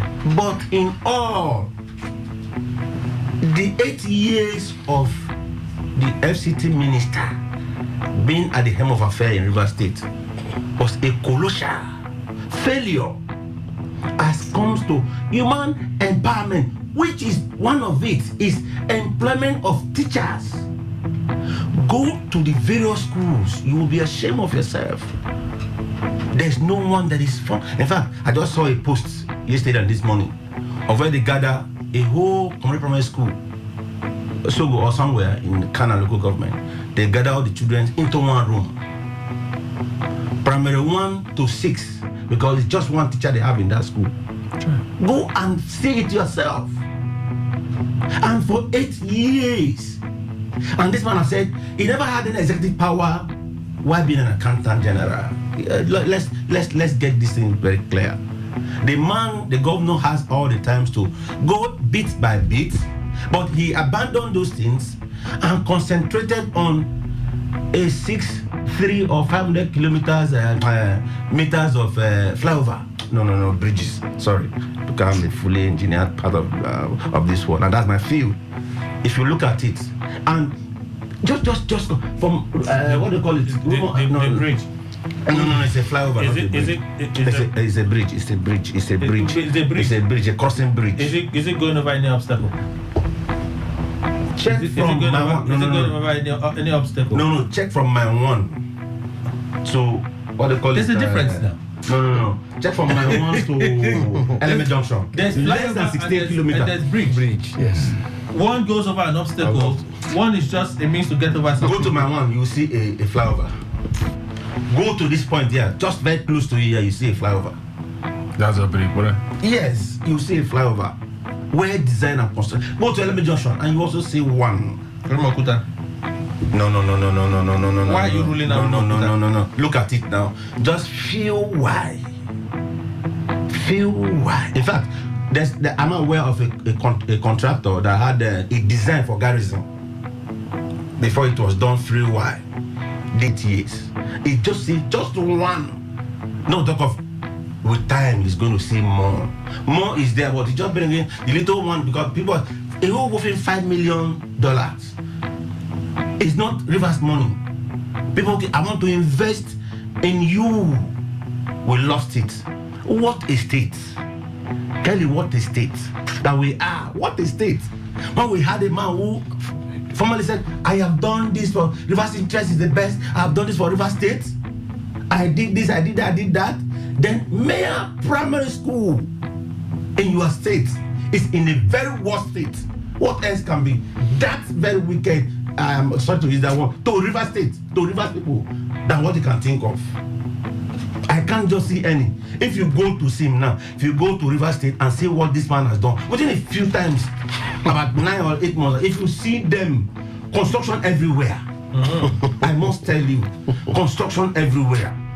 It's rehabilitating modern primary health centers in all local government. He's doing that. I'm talking to you. But the previous administration also announced that they were doing things like this. No. It was all a charade. No, but Kelly, let me tell you.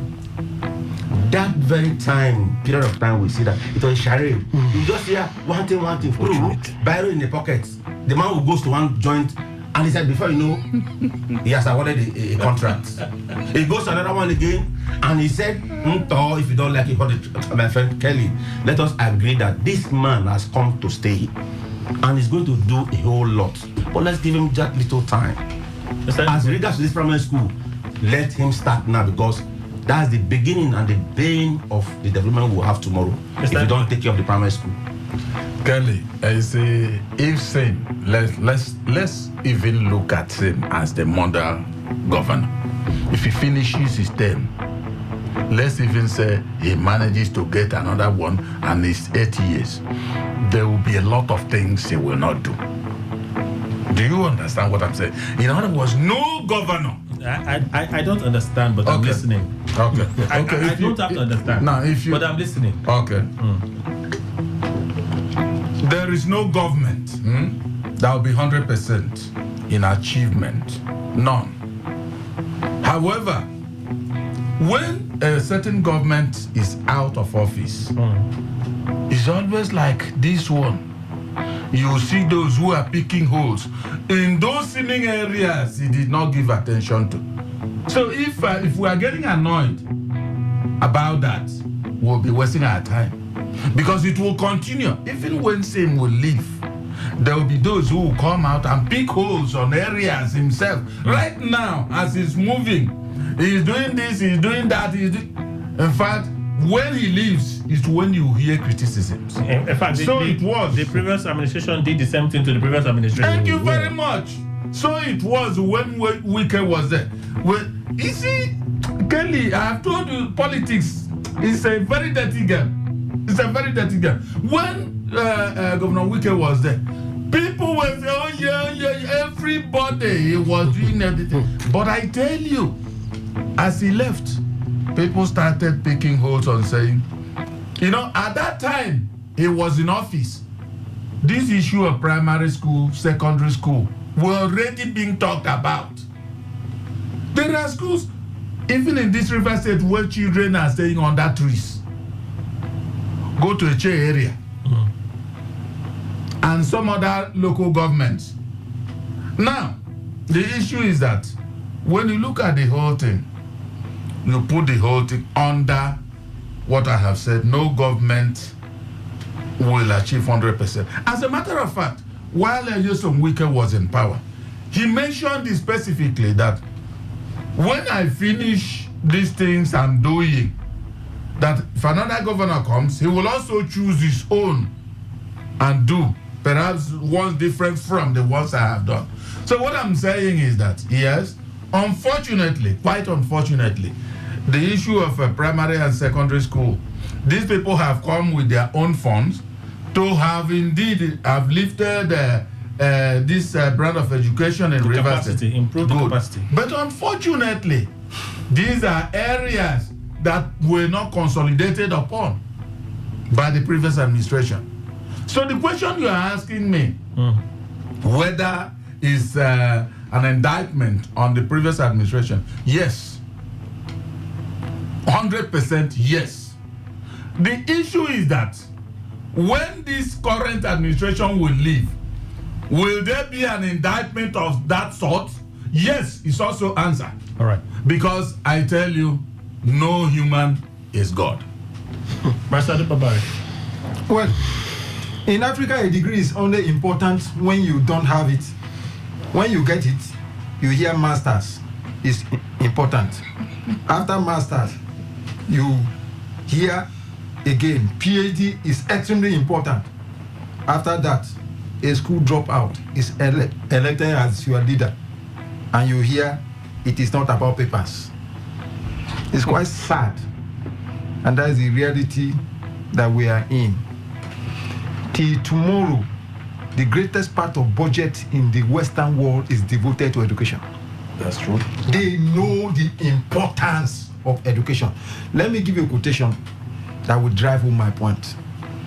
This is credited to the person of Peter Obi. The first infrastructure you need is human infrastructure. You cannot talk about physical infrastructure unless you are there with human infrastructure. And education is the key. That is it. Because education is not about learning of facts, but training of the mind to think according to Einstein. Let me make this very clear to you. I'm very sorry to say this to Chimene, who is my professional colleague. Yeah, no, hold it. He wants to block his ear. He is my professional colleague. Wike is my professional. We are professional colleagues. Okay. Right? Okay. I'm not from Ikwere, but I live in Ikwere land. Okay. I'm 52 years old. Whatever motivated Wike to embark in what I call destructive attitude when he came into office. Destructive? Yes. How do you mean? This education was given a priority by Amechi. I'm not a fan of Amechi because they are victims of one thing, which is the deception. But let's leave that one aside. Because the money he made from railway, he would have been able to transform Ubima. But they deceived him that they will make him president. He lost it. The same way they deceived Odibi. The money was made from, like the money they paid him as minister. Yes, they paid him for transportation. The money he made from that ministry. Okay. Good. He will be able to change. If that's what you mean. He will be able to change his community. But they deceived him that they will make him president. Now look at it. But I think he's building a university in Ubima now. There was a modern secondary school.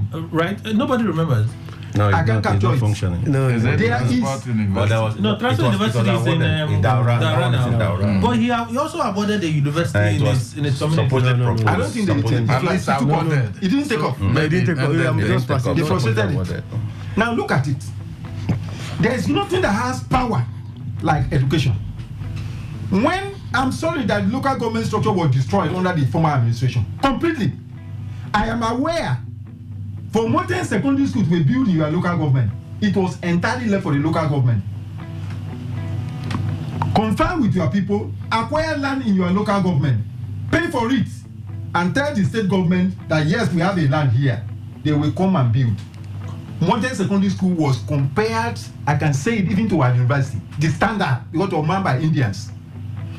The one that was functional was named after a riverine woman, Nekrubo. It was functioning in Eleme, in Ibubu area. The kind of infrastructural development that this school alone was attracting were mind-blowing. My professional colleague came into office and crushed it. That was when I knew that this man has a sinister agenda. That's I'm talking about Wike. And then hand over that space to Navy. That's Navy. It's unfortunate. And Chimene cannot deny this. I can deny it. Why are you attacking him? Hold on. Why will you say I cannot deny it? No, that's not right. No. Can you give me space? Make your point. Yes. He made his point. Allow me to. No. I'm not. I will draw my position. If I allow him, good. I will draw my position. Thank you. Let me focus on the dissing. Every Rivers man knows about this. Nothing was done about the modern secondary school again, which I admire so much. The Indians were physically frustrated and out because that project was destroyed. The same thing happened to Songhai farm. The same thing happened to Buguma fish farm. Human capacity development, which is the greatest, was not the focus. My colleague that I supported migrated into what I call ethnic emperor, and it took the state hostage for this number of years. In fact, I am going to do a documentary very soon. I think there's a spirit that is haunting Rivers men in authority, and it's very unfortunate. And until you see this, what I call creative revolution that has started in the southeast, powered by OT. If we are not careful, we will miss out on that development too. Because something is happening. All right. So this is the key. You see, this education of a thing is the key. It's unfortunate. Thank God, if defeat to defeat. All right. I can tell you, Kelly, if you step out from this place and you get into our primary school system, you know that there's a danger ahead of us. All right. Because if you ask an average young person in the primary school, who do you want to be? Who is your mentor? Who is your Amera? They say governor now. You may cry. They'll say governor. So Nemo that would not have it. A man cannot legitimately be expected to give that the guy that does bunkering in his community. That's how did we get here? Of course, we have one of our big brother who attempted to be lawyer in my alma mater, that University of Calabar. He crashed out. He attempted it in USC. He crashed out. Who was on air, challenging Abati and Oseni, saying that what they have is paperwork that is scam. It's all right. Education is it's scam. All right. Unless we get it right in this primary school, which is the foundation, and I hope this governor should focus on that. You made your point, sir. That's it. Quickly, I need to open the phone lines. Kelly. Quickly. Christ was denied. 2 minutes, that's what you have. And then, I'm happy that what is good for the goose is good for the gander. When the new pot saw the old pot, he said, why are you like this? He said, don't worry, stay for 6 months. I will look at your color. I won't say much. Same was one of the nightingale. I don't know if you've heard about that word. A bird that sings swiftly. Today he's singing. What I look at is his forehead. It was still the same hand he used in clapping. You see him at the back of wicket. He was shouting. Would he have caught I want to say this for the opting time. The man who sat close to Jesus, very close, one of his allies called Peter. You know what he did to Peter? To Jesus. Peter denied. Peter did a lot of things. So I'm not surprised. Those that are here shouting were those that benefited more. Their community benefited more from wicket. Today you can move from Eleme to Uyakara, to Ka, to many places. Most of the schools today, we can revive it. I said 2 minutes. Today is nothing. I said 2 minutes. Posterity will judge them. That's what let me also ask you, since you are mentioning posterity. Yeah.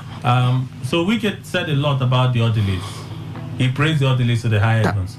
Today, I will not delete defaulted. Who betrayed you? No, one moment. Okay, it's the orderlies that betrayed Yes, you. now. Okay, it's the master now that betrayed his son. He betrayed him. Which master? He betrayed him. No, but he has always referred to. I say he betrayed him. Which master? Okay, so the master. The only master is in heaven. There is no master. No, here. now you understand my point. I said, now. allow me. You can't shave my hair. The master betrayed the son. Is that what you're saying? The master betrayed the son. I said he betrayed Wike. So the master betrayed the son now. I don't know how you put. I say orderly betrayed Wike. Okay, father betrayed son. He was almost on the this thing. Wike revived him, founded Pamo University, founded all. It's not something I will start singing here. It's all right. So let's leave it. Posterity will judge all of them. 60 seconds. Kelly, I don't want to join issue with anybody, but I say facts. I say fact as it is that this man, the former governor, could not employ in his 8 years tenure. That's a fact. Could not employ. Yes, he not employ. Please. No. What do you call lawyers? Please, no, don't say what you call lawyers. No, don't say that. No, not in the context of employment. No. Chimena is okay. If you say what you call lawyers. No. I'm saying in context of employment. It's not for. I cannot denigrate any field, please. But I'm saying what he did for 8 years compared to what Rivers people expected from him. You can say it. And give me some time. Just 1 minute. Let me read out what sin. No, we don't have that time. Just 1 minute. Just the few time that is here now. What he has. You had your time, like every other person. A whole lot of things. But it's very, very regrettable that I heard one word that father betrays son. Father betrays son.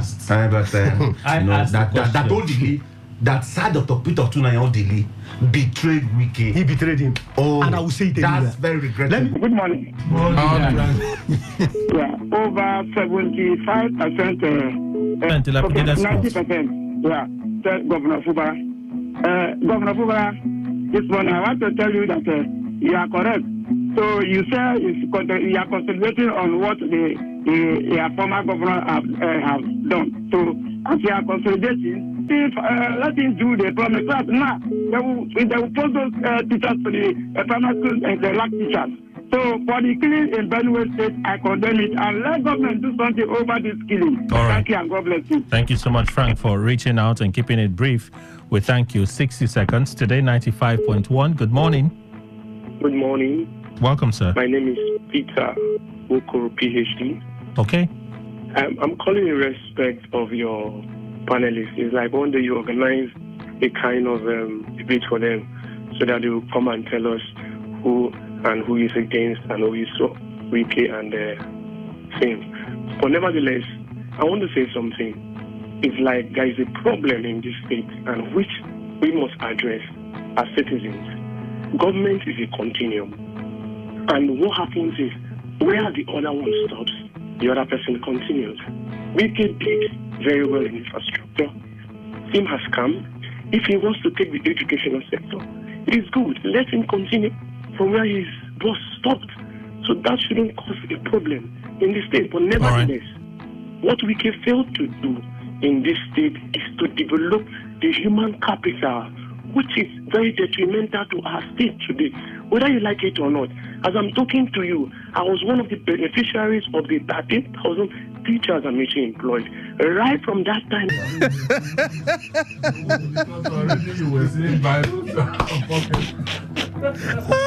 Phone lines are still open. Today 95.1. Good morning.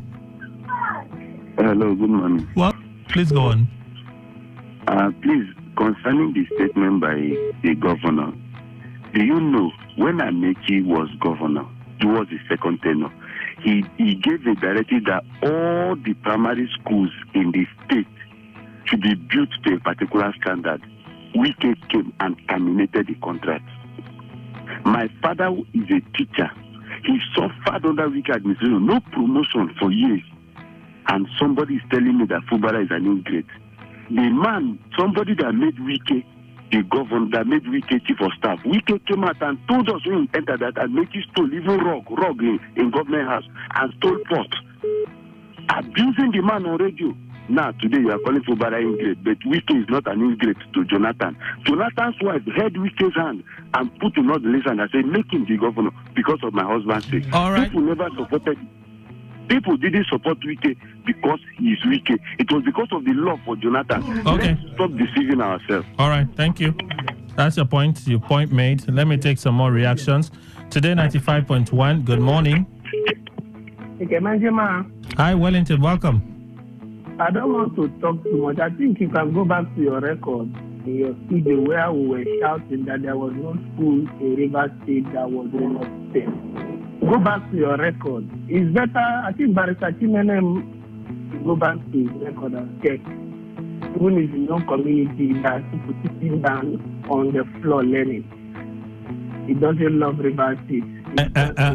Wellington, you're out of line, eh? Thank you. I will not allow you to do it. And you know you shouldn't do it. You want to make your point, make your point. You are going very well, and then you move to personal attacks. No, that's wrong. Today 95.1, good morning. Good morning. Welcome, sir. Yeah, my name is Everett. I'm calling from Cuba. Please go on. Please, I want you to give Barrister Chimene 2 minutes. Today 95.1, we're taking your call 0817-000951, 0810951091. I believe you know what to do. When you call in, do what you're supposed to do. That's all I require from you. Today 95.1, good morning. Good morning, Kelly and the guest in the studio. Welcome. Yeah, I'm calling from USA. I'm Efani. Okay. All these betrayal that we've been hearing, all these personal attacks, those people, the indigenous of the state, we've not talked about the ones the politicians betrayed us.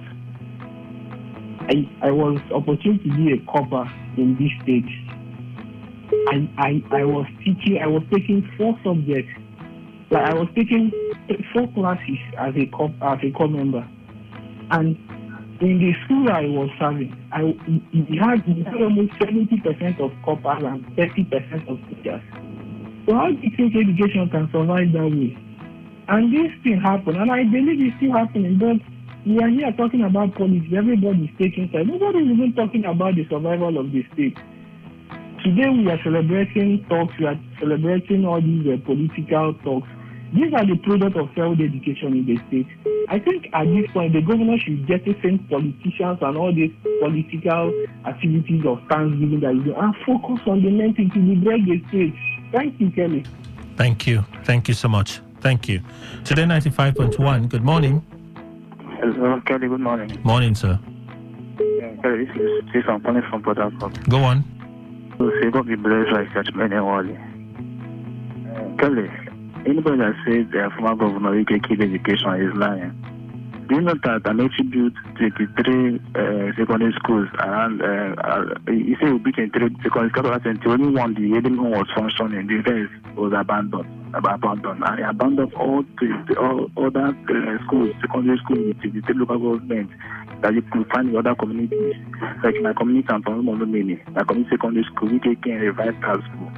And somebody tell me that we can keep education. Go to the school at 4 in Gokana, secondary school. What are the one at Atamba? Is it the one in Obama? Is it the one at Bakana, Tombia? Which one are going to talk fast? No, because they want to criticize somebody, they will be lying on air. All right, thank you. That's your time. Thank you for reaching out. Let's do a few more. Today 95.1. Good morning. Yes, good morning, Mr. Kelly. Welcome, sir. Good morning. I am not from River State, but I know River State more than where I come from. You know that I still have the template of the 6 model secondary schools my company was building under Abeche. One of them in the chain has been vandalized to the extent that they all killed themselves over it. They lose everything. It was 99% completion. The only one that they only delivered to Abeche is Iran. Now that is local capacity. No local capacity. Well, it is so painful because if really politics has for me, I will blame the leaders of them. All right. That do not allow me to do work. Well, thank you, Kelly. I don't want to talk because I don't want to shed tears. All right, thank you. Thank you. Your point made. Today 95.1. Good morning. Good morning, Kelly. Welcome, Obed. Please go on. Thank you very much. Kelly, if somebody who was a governor was able to pay money to revive a Pamo University, and questions should be asked: how much is the salary of governor, and how many business was that person owned before he assumed office of a governor? Look, the problem we have in this country is that laws are not obeyed, and we have weak institutions. If not, right now, the former governor should be explaining how he got all the money to buy form for all the candidates or the political party. Are you reacting to any story? Are you reacting to any particular story, Obed? We are talking on the issue now. That's what we're saying. No, we're not talking on any issue. Is there a story you're reacting to? On the issue of the school, the governor talked about. I think the governor was very correct. I don't see reason why anybody should antagonize the governor. This man gave basic education in River State. Every school that they even gave him when he was the chief of staff, he collected so many schools to construct them. He could not continue with them when he came as a governor. So when governor raised alarm, the governor was very correct. In my own state, community, Rumodogo, we don't have schools. You understand? So many communities do not have schools. All right, there was a report that pupils were sitting on the heaps of blocks in River State that generates such amount of money. All right. And somebody will come down the studio, want to defend. Today 95.1, taking some more reactions. Welcome. Good morning, Sir Kelly. Welcome, Madam Dota from Gokana. Please go on. Madam Dota Gokana. Thank you, sir. I want to quickly look at this whole entirety of the issues. I think I go along with Chief. Good morning, sir. Please go on, Madam Dota. No governor will do everything in any state. I go along with him perfectly. And when a governor comes into office, please look at the ones you can do. I want to quickly remind us how the Rumola Bridge was before we came to, because there was this overhead flyover or overhead bridge that we were arguing. I don't think it's necessary. The governor that left office had done his own best. We talked about some guy. Before the last government left, some guy, they stole everything that was in some guy, including the Buguma farm. Nothing was left in those places. How was DNGS? How was Umokuta girls? So let us allow the man that has finished his own and listen to the man that is coming. Let's see what he can also do. He can't do everything. He will do what he can do. And he will go. Madam Dota Gukana, thank you, sir. Thank you so much for reaching us, Madam Dota from Gukana. Good morning. Today 95.1. Yes. Hello, good morning. Welcome, sir. Yeah, my name is Susie. I'm calling from Arena community. Okay. I think I want to toe the line of Madam Dota. Every government has its own approach. For anybody to even assume that the former governor, the FCT minister now, former governor, keep education in River State, I think that is actually an imagination for those who don't understand or who just see that you need to talk down on somebody. The man actually do what he has to do in education. If you saying that, and there is no absolutism on the issue of attending to issues in governance. If the present governor is saying that he wants to attend to those issues, it's not as if the River State government actually went around to find out. It was an organization that went out and told the governor of River State that this is what we need to do. And the man asked them, okay, go and verify. And they have verified what they need to do. So then the man wants to take the mantle. We are talking about continuity and continuation. And this is how Lagos was able to grow. Okay. So if you're talking about what the present government has to do, let him do, because it is an oath of office too, as a social contract, to do things for people. There's no saying comparison and what Wike did not do and Wike kill education. Where did Wike kill education? Some of the caller has also mentioned some of the places and some of the things he has done. All right. If you go to Kanji Abuda looks like a university today. That is from my place. Thank you. Wike has done his own view that he should be allowed to rest. All right. Thank you so much for reaching out. Today 90. Good morning. He tried to say, okay, boss did not do ABC. He only makes statements, say, some percentage of secondary school or primary school, or whatever education is not in order, whatever. And it's a simple thing. It's not, doesn't even, there's no any point for argument. There's no any, because everybody knew Wike did not even too much go that area of education, construction, or whatever. Everybody, that one is not something. So it's not by every time you see a party. Good afternoon. Good morning. Morning. My name is Engineer Joe. Okay. I agree to education in River State. But at end, he did not do anything. Let people just accept the truth that Wike administration is worst among all the administrations in River State since 1990 dates. I cannot even confirm things from of his 4 years tenure. We can give you his own mark. And it did very well, all sectors, road construction. Okay. Are we talking of farming and the rest of them? Yes, all right. Actually, is the kudos guy. Thank you very much for reaching out. Let me read messages now, and then we'll look at a few more stories and close. Good morning, my brothers. Tinubu asking Nigerians to support their leaders. It's actually Buhari. From local to federal. Tell him that we will only support a leader that has a good mindset toward its citizens. Okay, that's your reaction.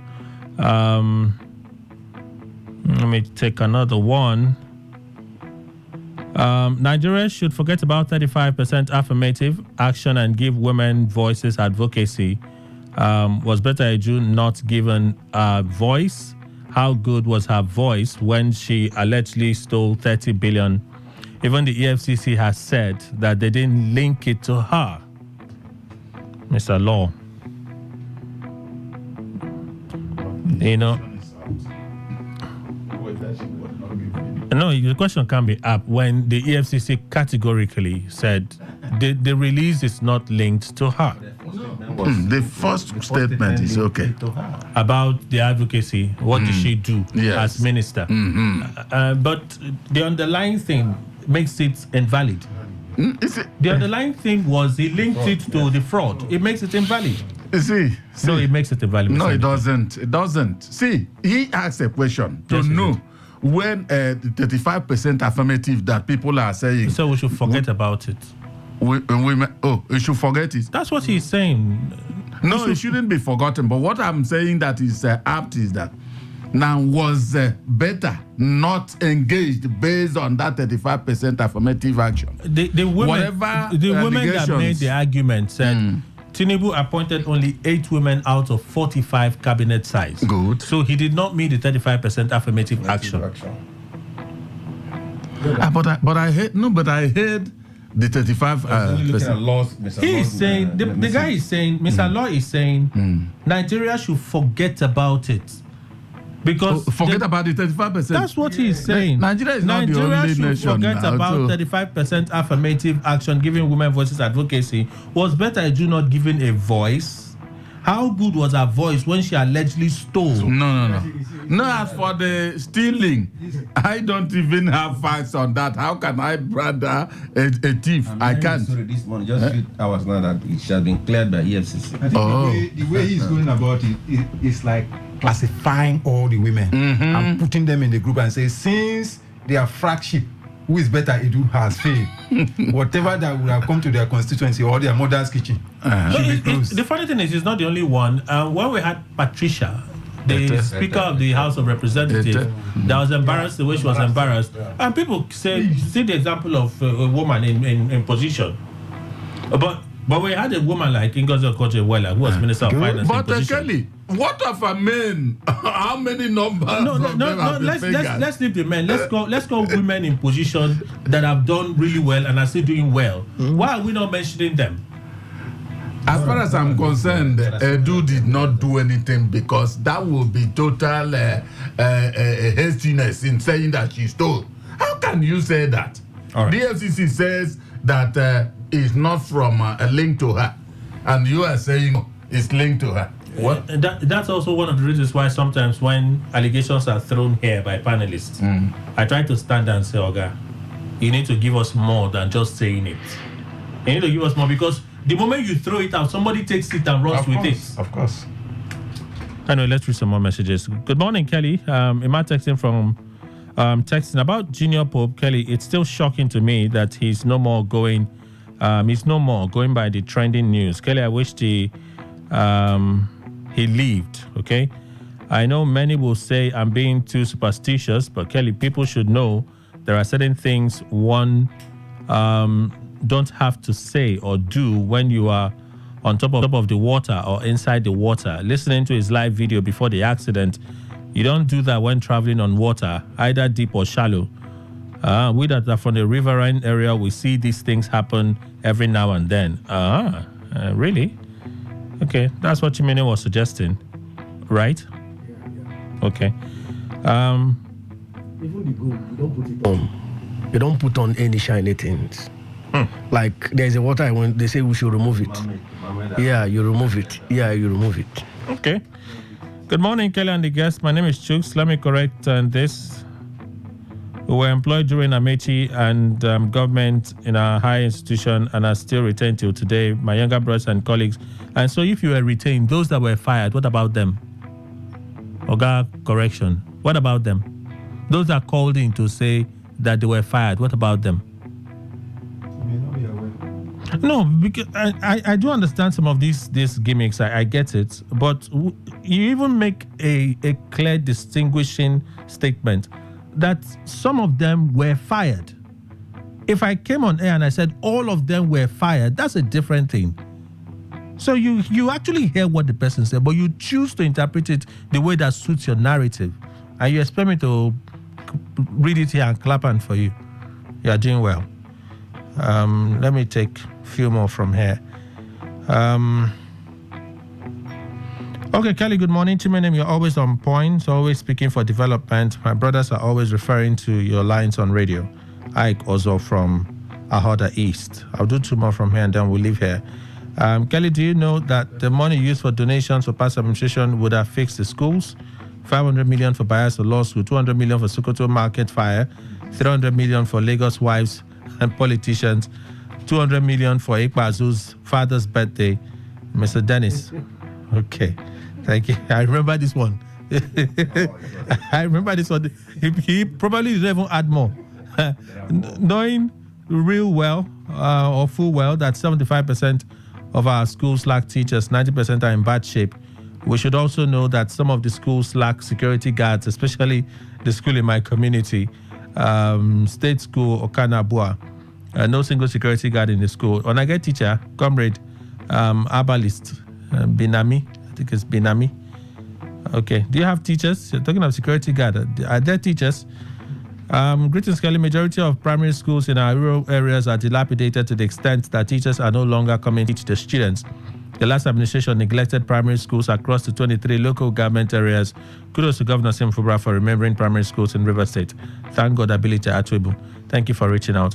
Good morning, Kelly, and all the persons in the studio, the guest. I think our governor is right concerning our primary schools in the state. The past administration could not function beyond reasonable doubt in the area of foundation of education.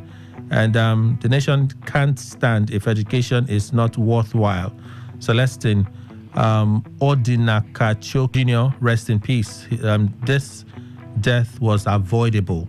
Simply Goodness from Alakaya. Thank you for reaching out, Simply Goodness. A few more. Okay. This is long. We may not be able to read everything. Good morning. Please concern the shortage of teachers in our primary schools as said by the governor. It's true, but what stops the governor from signing the 1,000 new employed UB staff file on a table waiting for posting? These persons have been given appointment letter by UBE board for the past 10 for posting, and he's telling us we have shortage of teachers. I think in this aspect, the governor is talking than action. Please, sir, the file, let them post the 1,000 new employed teachers. Stop waiting. Anonymous. If I talk your name now, so if we track them. How about that? Good morning. I want to remain anonymous. Okay. The case of the arrest of Honorable Subumabo Jakrish. They were arrested with the intention of being taken to Abuja, but were miraculously brought to Bori Camp after a call from another officer in Degema contacted Bori Camp, SSS and River CP. Then Bori Camp commander insisted that they should be brought to Bori Camp since they are in charge of the state. Your analysis aren't far from the truth. All right. Thank you so much for reaching out. The unfortunate death of Junior Pope has made me to understand that Nigerians enjoy celebrating death than the living. Christian Williams from Igboeche. All right.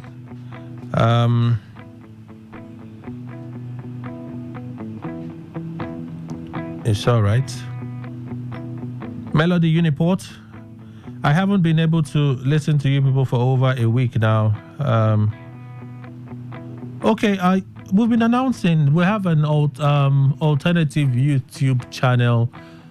Today 95.1. Today 95.1. Our channel has been down for a while on Today 95.1 on YouTube, so you don't have to miss out on any part of our experience here.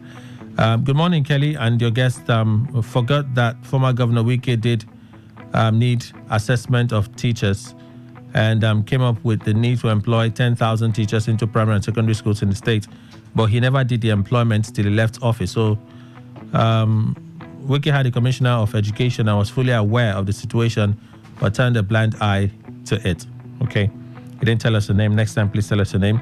Hi, Kelly. I repeatedly told you here that River State does not have primary and secondary schools. Children go there to play with elephant grass, get dirty, and go home. All the secondary and primary schools, no teacher, no roof. You say all. That's a bit exaggerated. No chair. What matters in River State is road construction. The award road of 80 billion to take 30 billion, as alleged by you. Very soon, River State people go to Jakpa, go Abia State for greener pasture. A government of 10 months old have nothing to show or point at as an achievement with so much money coming in every month. Fubara has received money far more than any governor in this state here, suffering hunger, poverty, etc. All right, thank you, Jerry. Let me do two more here because we still need to read from Facebook and X. Good morning, Kelly. Okay. When I had to agree with an opinion of a guest, if your opinion is so objective and so sound, share it.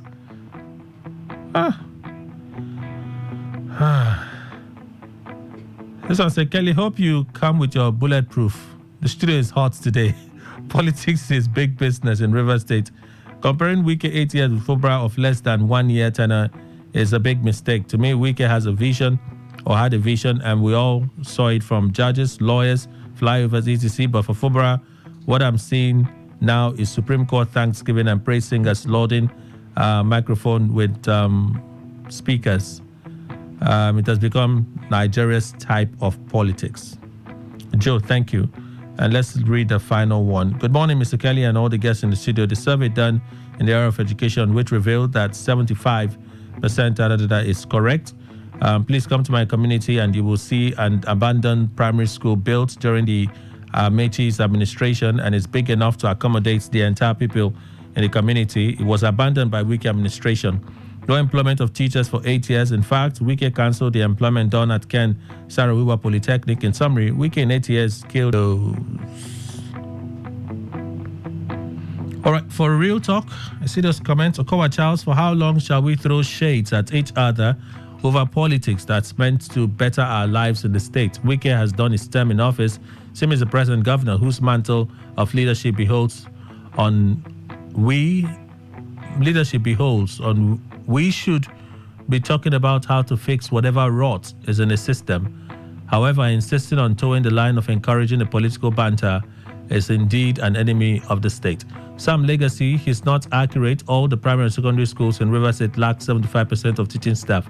Go and verify for yourselves, and you'll be shocked with the number of teachers in each school. We're playing in Rivers State. Politics have taken over our sense of belonging. Shame on the leadership of all the institutions in the state. All right, Lorenzo Delight, his assertion is very correct, even though some will see it as an indictment. I think he should try his best in restoring the sector, as we're way backward. State school, Akpoku, Eche, has only one teacher, taken from class 5 to 1. No good equipment. It's a very terrible situation. He should employ teachers fast. Chile is exactly how the entire sectors of the government under the former Governor Wike was kept redundant in the first place, but the Governor Sim Fubara should be quick to fix the situation. Caleb, what the Governor Fubara said about the education sector is the truth, and I call on the Governor to act fast, because most primary and secondary schools across the state lack teachers, and the Governor should complete all abandoned schools, like Government Secondary School Abua, which Wike administration abandoned. All right. On opinion poll, just a few. Newton Ekere, we should expect leaders at all levels. We should support, even with the daylight robbery taking place before our eyes. These people overrate themselves. Someone is even quoting Bible verses to support a wicked and insensitive ruler. No one gets out here alive, the saying goes. Mark Ritchie, you say plague to our nation. What is a plague to our nation? I need to move from there. The other comment was, since I've read messages from you before, that's why I didn't mention. The Dr. Mr. Sima Labora from Owerri, on Buhari's advice, let him come and give account. There is no way Mefele will be held without Buhari that directed him. The day begins a story. Let's break the jinx and call Buhari to come and answer some questions. A lot of illegalities and unacceptable things happen under his nose, and he can't be left while Emefiele suffers. This will make our leaders to sit up and do the right things. Chijike Okala, 75% of primary schools in Rivers State. That story, the governor is very much correct. This statement from the governor is the truth and nothing but the truth. I want to state that the worst dilapidated school in Rivers State is Community Secondary School in Omuma LGA. The government should take urgent action in fixing and renovating this very school. John C. Mark, Junior Pope, rest in peace. So touching. What a bad news this morning. Believe Emeka Innocent Child. Good morning, Kelly and my mentors in the studio.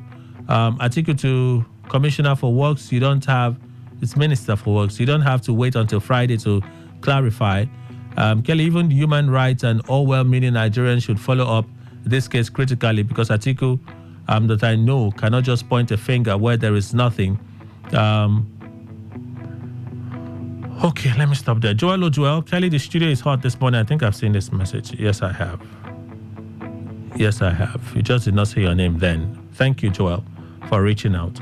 Let me quickly look at X. Quickly. So there are two stories I would like us to close with. I would hope we can find the time to squeeze it in before we close this morning. So, all right. For real talk, I see some of those comments. First one, Kelly, education is dying in Nigeria, not only in Rivers State. I'm from Umukukwa, Autonomous Community, in Idiato, north of Imo State. Kelly, the community school in my village is funded by us individuals. We pay teachers' salary to keep the school going. Wow, and it's government school. Evelyn Mansi, remember when needs assessment in education was conducted in Rivers State? Then and everything Governor Fubara said about schools was revealed, but Wike never cared. He was interested in flyovers 1, 2 to 12 in order to get alleged bribe money. Okay, like you said, alleged bribe money. Emeka Elvis, good morning, Kelly, and all the great analysts in the studio. Same should go ahead and do the needful in regards to the education sector, and also do more in investing in agriculture. And Inamdi Kinsley, Kelly, good morning. I greet Ogaima and the panelists. You see, anybody who tries to defend Bola Tinubu and Nyesom Wike would always not look very fine. I'm so not surprised at all. Okay. opinion poll. I see some comments there. Let me just read them real quick. Lambert Barry, so Kelly, action speaks louder than words. The actions of our leaders are immeasurable with our expectations. They are in the know that citizens are losing confidence in their leadership, so they intend to solicit for support. Support comes naturally to one's benefactor. Those are the comments we can take. So there are like 3 stories on my mind, but it's impossible for us to do 3 stories. So let me just do 2 of them. One would be Alan Onyema. Speaking of, he calls it devilish gang up. Devilish gang up. I look at it as competition. If they've enjoyed monopoly, and it's not one airline here. So let's say all the foreign airlines, they've been enjoying that monopoly for some reason, which is not, some people argue, and I should say this, some people argue first, when they are unable to repatriate their funds from Nigeria, was one of the reasons why prices went up. Scarcity of aviation fuel was also another issue why prices went up.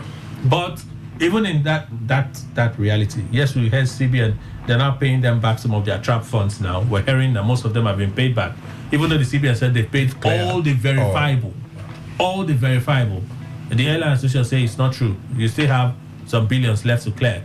But you come back to, in the light of the same reality, a Nigerian airline was able to break into London at a cheap rate, and then they dropped their rates, and now airlines are dropping their rates as well.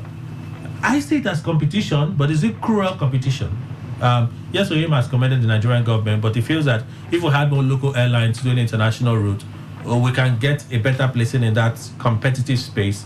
But it gives me an idea that these nations are taking business. We have 200 million plus people.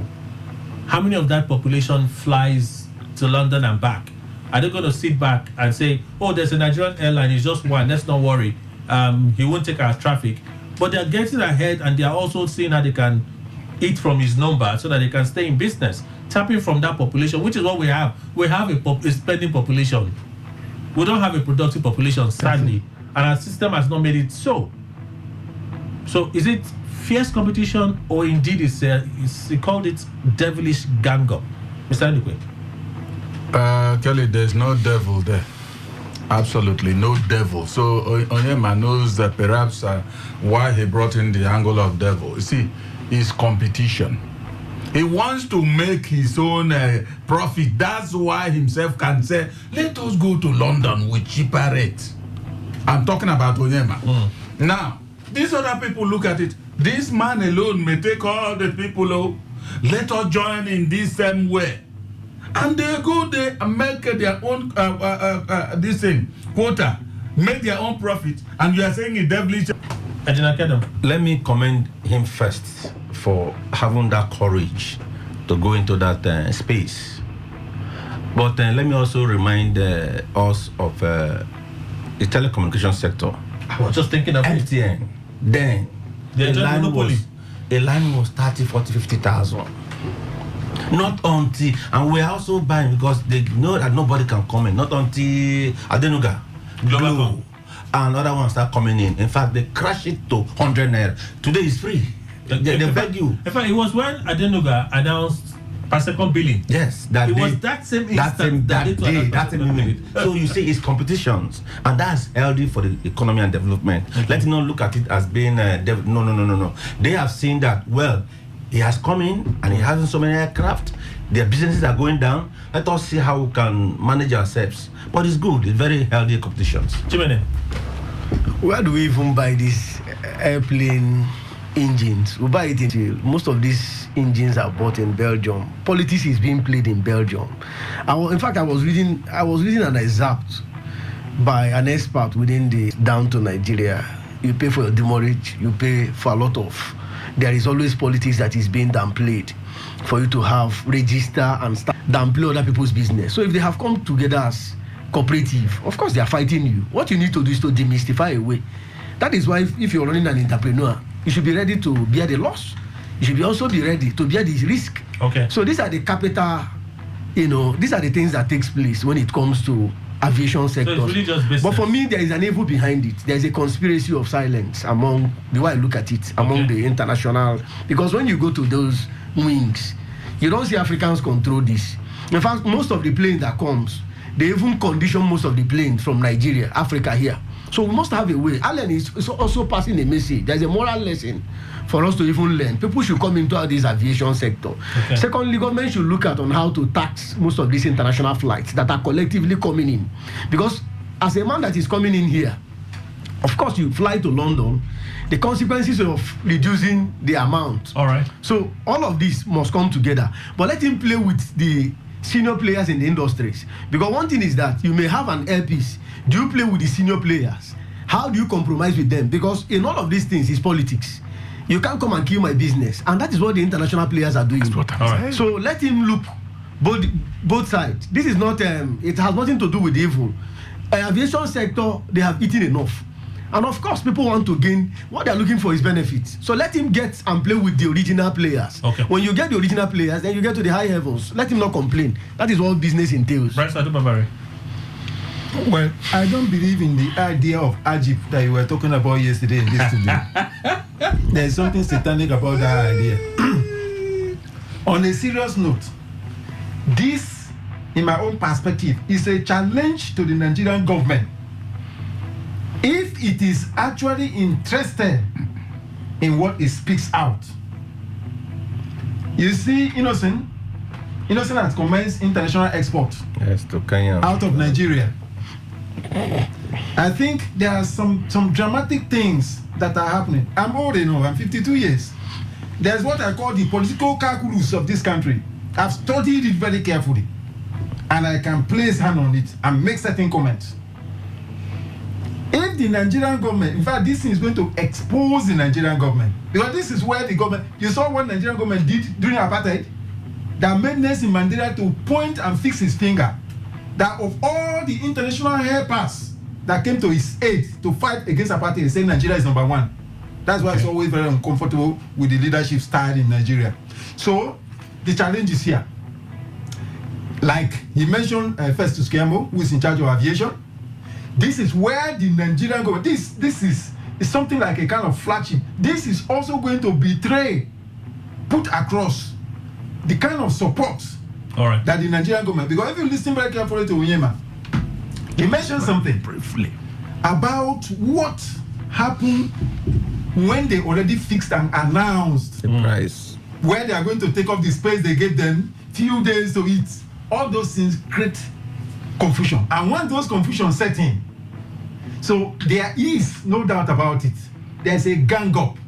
Okay. Right? Okay. In fact, I can tell you as a lawyer, I used to tell you here, you may understand what is playing out here. Law can be manipulatively used as against endpoint of justice. It can be used as an instrument of oppression, repression, and suppression. Okay. And when they raise the question, they will say, but that is the law now. From positivist school of jurisprudence, power by in this case, Nigeria need to put its feet on the ground. Okay. And protect its own. All right. Mr. Ndukwe, quickly. Yes. Assuming all those international airliners decided not to join. In other words, they didn't do as they did now, that makes Onyema accuse them of devilish whatever he called it. What would he have said? Divine? Okay. That is a big question for them. Let me ask us again. Okwama military board started sitting yesterday. After all that has happened, the military goes ahead to set up a board. In fact, Okwama was not even represented in the board because they had said they will not be there. What is that board supposed to achieve with this inquiry? Adubabari, quickly, we're closing. Well, let me repeat an old story which I shared here. It's like when these carnivorous animals, birds, like eagle, kite, and the rest of them, they came together and said that, look, the population of what we feed on is depleting. We have to control our carnivorousness, as it were, quote and unquote. And then eagle is the chairman. Then they bring Falcon with his size and swiftness. They made the secretary. You should know what we come out of. Because when a Falcon catches a lizard, except it is in a tight corner and you want to use that prey as a defense mechanism, then to throw at you humans so that it will clear way for it to pass. When even an eagle sees the Falcon coming and takes off. So, this is where my fear is. Do you understand? Yeah. General Chibe said, until the lion have their own historian, the story of the hunt will always favor the hunter. You know, there are times that lion conspire and they kill the hunter. Until the lion will have their own historian, the story will not change. So, whatever that is pushing them, in fact, they are very serious about setting up the system. It's very suspicious already. After they set up a panel to go to the community, arrest people, prosecute, do all of those things, a joint investigation committee, now they set up a board of inquiry. A greater hand of justice is hovering above and ahead of them. All right. The truth must come out at the end of the day. I have said something. The innocent blood of the Niger or oil producing area, their youth, that they are using tax force to kill, they are using the court system to kill, to kind of imprison, just because. Barrister Adu Bebare, yes. we're out of time. Yes. Others would have to speak. Justice is awaiting them. Barrister Chimene. Well, the juntas, the war is actually going on there, serious war, and you can see the rebels are taking over. What I'm trying to say is, before this time, there was a military force in Miami.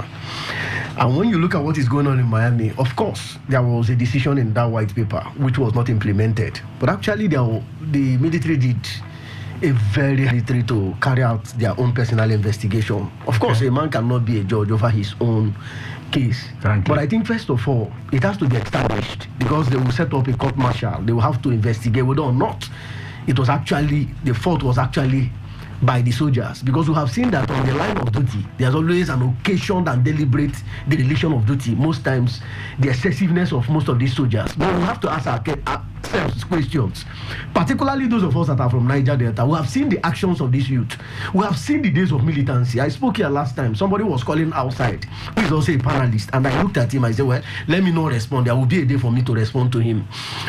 We are always, everybody wants to be a militant, and sometimes I ask them, most of them don't even know the dangers of being a militant and registering for that program. So for me, I think, in as much as we are blaming the soldiers, we will blame the youth. What is good for the goose is good for the gander.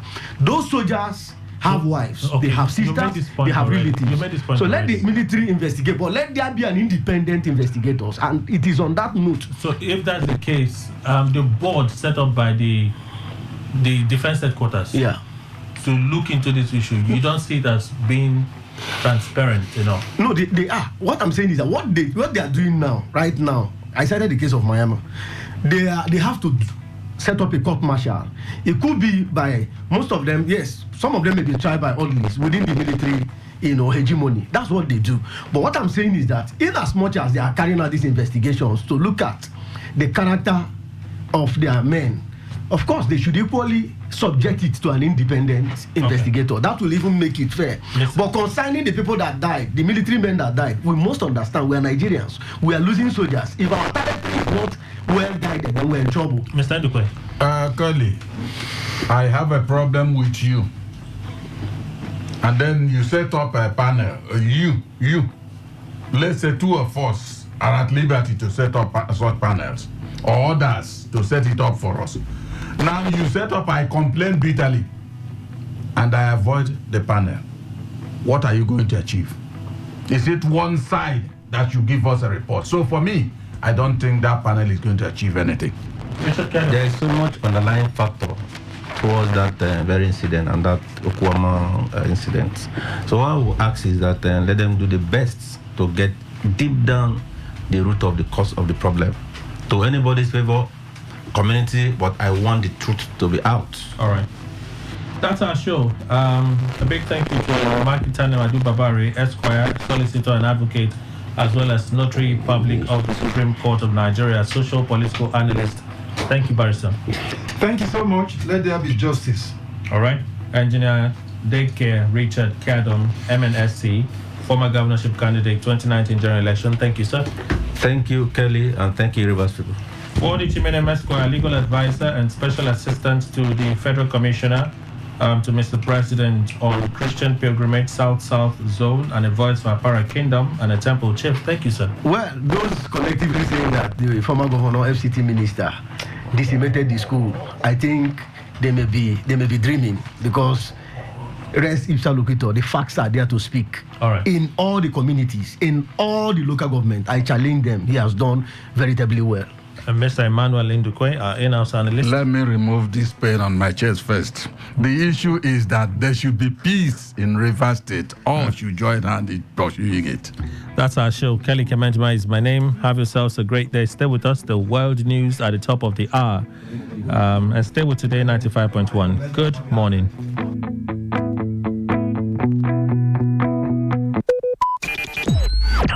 Talk radio. I listen to a lot of talk radio. 95.1 FM.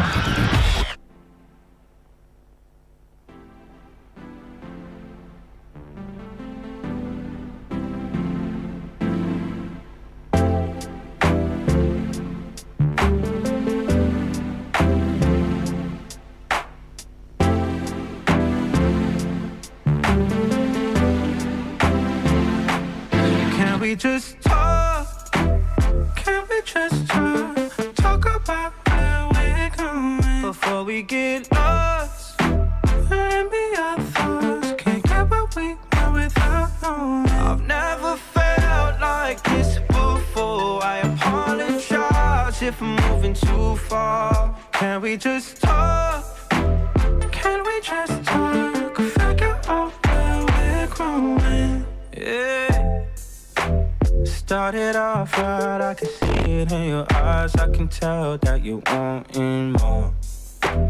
What's been on your mind? There's no reason we should hide. Tell me something I ain't heard before. Now I've been dreaming about it, and it's you I'm on. So stop thinking about it. Can we just talk? Can we just talk? Talk about where we're going before we get lost. Let me our thoughts. Can't get what we want without knowing. I've never felt like this before. I apologize if I'm moving too far. Can we just talk?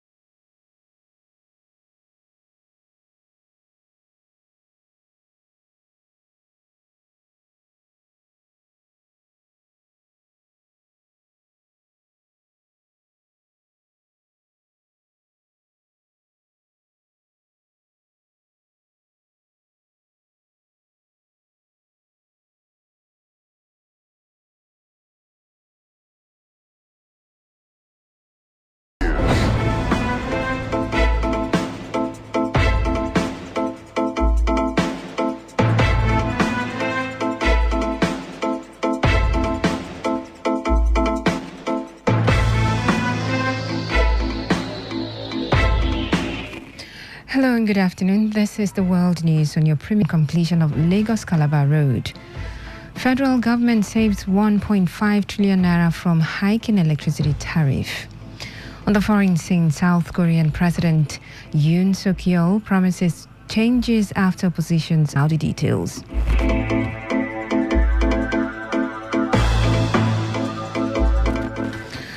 The federal government says it will charge 3,000 naira on average per toll gate when the Lagos-Calabar Coastal Road is completed. The Minister of Works, Dave Umahi, confirmed the figure during a television program earlier today. However, the former Ebonyi governor, who said the project will cost 15 billion naira, believes that with the tolling plan, that money would be recouped in 15 years. The federal government says it would save at least 1.5 trillion naira this year following the recent hike in electricity tariff for Band A customers. It also stated that about 2.5 million meters would be installed this year in a bid to bridge the metering gap across the country and ensure consumers pay the right amount for electricity. This is after the special advisor to the President on Information and Strategy, Bayo Onanuga, stated that the move electricity subsidy from 15% of power consumers in Nigeria would save the government about 1.1 trillion naira annually. Onanuga had said the President Bola Tinubu-led administration was poised to allow the price hike in electricity given its 450 billion naira budget for energy subsidies in 2024. But the Chief Executive Officer of the Nigerian National Petroleum Company Limited, NNPCL, Mele Kyari, has reiterated the crucial role of natural gas in fueling economic growth and industrial development. Kyari, who spoke during a public presentation, highlighted gas's global acceptance as a crucial energy source that sustains economic growth and drives industrial activities. Represented by the company's head of relationship and stakeholder management, Oluwakemi Olumuyiwa, Kyari also emphasized the importance of documenting Nigeria's gas sector. He underscored the significance of prioritizing natural gas production and supply, particularly in the context of geopolitical dynamics and energy security in the global economy. The dividends of democracy. We as a Polu community, we voted for the governor and we're expecting in return. Honda lamented that the current rainfall has sparked panic among shop owners who are preemptively safeguarding their properties to prevent destruction.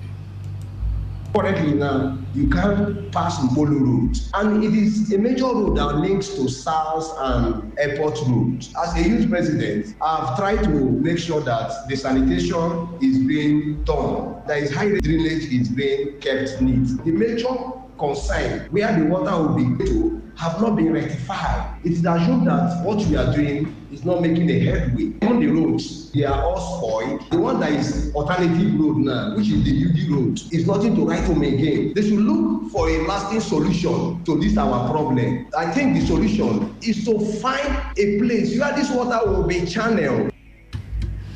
Moving on, concerns have been raised by residents and landowners along a section of the Obirikwere International Airport Road regarding the destruction of their properties and alleged forceful acquisition of their lands by the River State government. Today FM correspondent witnessed the scene of the incident, an excavator supervised by an official of the River State government and security personnel destroying properties despite pleas from the owners. Speaking in an interview with Today FM, one affected individual explained that before purchasing the land, they confirmed it did not fall under Greater Port Harcourt or other government-owned properties. However, they were surprised when individuals claiming government consent invaded the area and began claiming the properties without prior notification. They called on Governor Siminalayi Fubara to urgently intervene to protect the people. It's very, very unfortunate that what we are seeing here, before we bought this place, we did our research in the lands and also in Greater Port Harcourt, only to find out that yesterday being public holiday, the government came in and started demolishing our fence, our crops, our build. We saw the advisor on political affairs to the River State government here, and he said that he has been sent by the government to supervise what is happening. So the state government should please look at us. We are poor persons. We have suffered enough and we have gotten this place. We have no other places to go. The affected individual described the ongoing situation as an act of land grabbing that must be stopped, urging the police not to involve themselves in a civil matter. And the money they are saying they want to acquire also will not be enough for us. They should allow us make use of our land. In fact, this is purely a land grabbing activity because from where the government pillar is very far from where we are, and we charted this place. Special advisor to Governor Fubara on political matters, Darlington Orji, and other political stakeholders were seen at the scene. On Tuesday, some indigents of Ruma Holo community in Obiakpo local government area of the state stormed the area in protest to stop the action, claiming the land belongs to the community and that government has not made any acquisition. They were dispatched by police operatives who fired tear gas against them. The hydrocarbon pollution and remediation project, HYPREP, says it is set to commence the cleanup of complex sites starting from next year in Ogoni land, indicating a significant step forward in the remediation efforts. The project, Kuibari Nizabe, made the announcement during an assessment visit to a complex site in Alode community, Ileme local government area, with some foreign remediation experts. Professor Zabi added that the project will utilize fit-for-purpose technology to ensure effective and efficient cleanup processes. Our remediation process is structured into phases. The first phase dealt with simple sites. Current phase, we are dealing with the medium-risk sites. And then the next phase will be the high-risk complex sites. Now, the high-risk complex sites are sites that both soil and groundwater are contaminated and they are located within residential area. There is absolute need for less disturbance. There's absolute need for in-situ remediation. And so HYPREP is determined to deploy the best innovative technology that can be found globally. Earlier, an environmental expert, Jan Heimers, expressed willingness for his firm to collaborate with HYPREP and engage youths in the cleanup process. I've been invited to definitely develop partnerships to bring remediation technologies to this area, in particular to clean up soil, free product and groundwater in full respect of local communities. We also brought some other aspects to the table because we think that this immense job will take time, but there is a very critical element that we will have to bring results pretty shortly and that we have to wait for all the time. It means that we bring stuff that will show the importance of making sure that most of the work Unate, a toy who sustained bullet wounds and currently undergoing treatment, recounted the incident to our correspondent. Yes, maybe say, round die, we leave them, they go. Maybe then come to another thing. So I've got to down where they talk now. Me, I no agree come out to your hide again. I can't go to the at before the day can break. As the day break, before then carry me come outside. Now G3 bullet touch me, tear my belly, open your big. So I thank God for my life. If not be God, I don't die. The Board of Trustees and members of Origwe Patriots have congratulated their patron, Justice Mary Odili, on her recent appointment as the Pro-Chancellor and Chairman of the Rivers State University Governing Council. The group also congratulated its immediate past president and brother, C.A.J. Chiwo, for his appointment as a member of the RSU Governing Council by Governor Siminalayi Fubara. According to a statement signed by its president, Franklin Ameule, Vice President Peace Owonda, Acting General Secretary Sonny Amadi,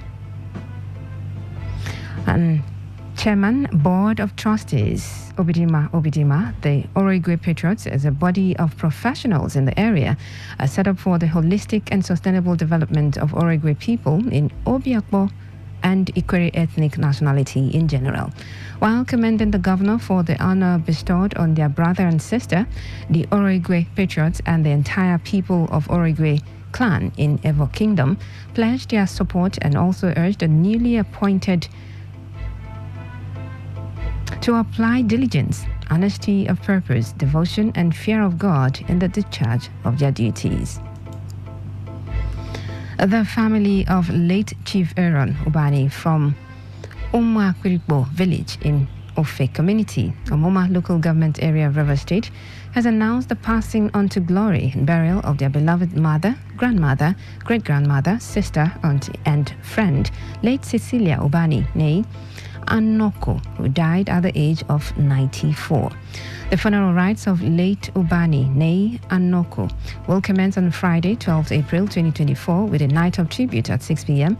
at the late Chief Aaron Ubani's compound in Oma Kirikbo village of a community in Omoma LGA. The body will leave the military hospital mortuary in Aba Road, Port Harcourt on Saturday at 7 a.m. and at 10 a.m. lying in state of the deceased at late Chief Ubani's compound in Ofe community. In a statement signed by the chief mourner, Paul Ubani, on behalf of the family, the funeral service will hold at the field of State School 1, Oma Kirikbo village in Ofe community at 11 a.m., while interment will follow immediately at the late Chief Ubani's compound. On the foreign scene, South Korean President Yoon Suk-yeol has promised changes to his conservative administration after opposition parties romped to victory in yesterday's elections for the National Assembly. With 99% of the votes counted, the main opposition Democratic Party DP and its satellite party appear to have won a combined 175 seats in the 300-seat parliament. Projections show that the Rebuilding Korea Party, considered allied with the DP, was expected to take about 12 seats. Yoon's ruling People Power Party, PPP, and its satellite party were expected to have won 109 seats. Turnout was 67%, the highest ever recorded for a parliamentary election. The National Elections Commission is expected to confirm the final results later today. In sports, Napoli has identified Lille striker Jonathan David as the top target to replace departing Victor Osimhen. Despite signing a contract extension with Napoli last December, Osimhen is set to leave the Italian side at the end of the season. Paris Saint-Germain is leading the race to sign him as a replacement for Real Madrid-bound Kylian Mbappe. Chelsea is also said to be interested in signing the Nigerian international as its marquee forward signing to the club to the next level. David has scored 23 goals and provided 7 assists in 39 games so far this season, mirroring his output from the 2022-2023 campaign.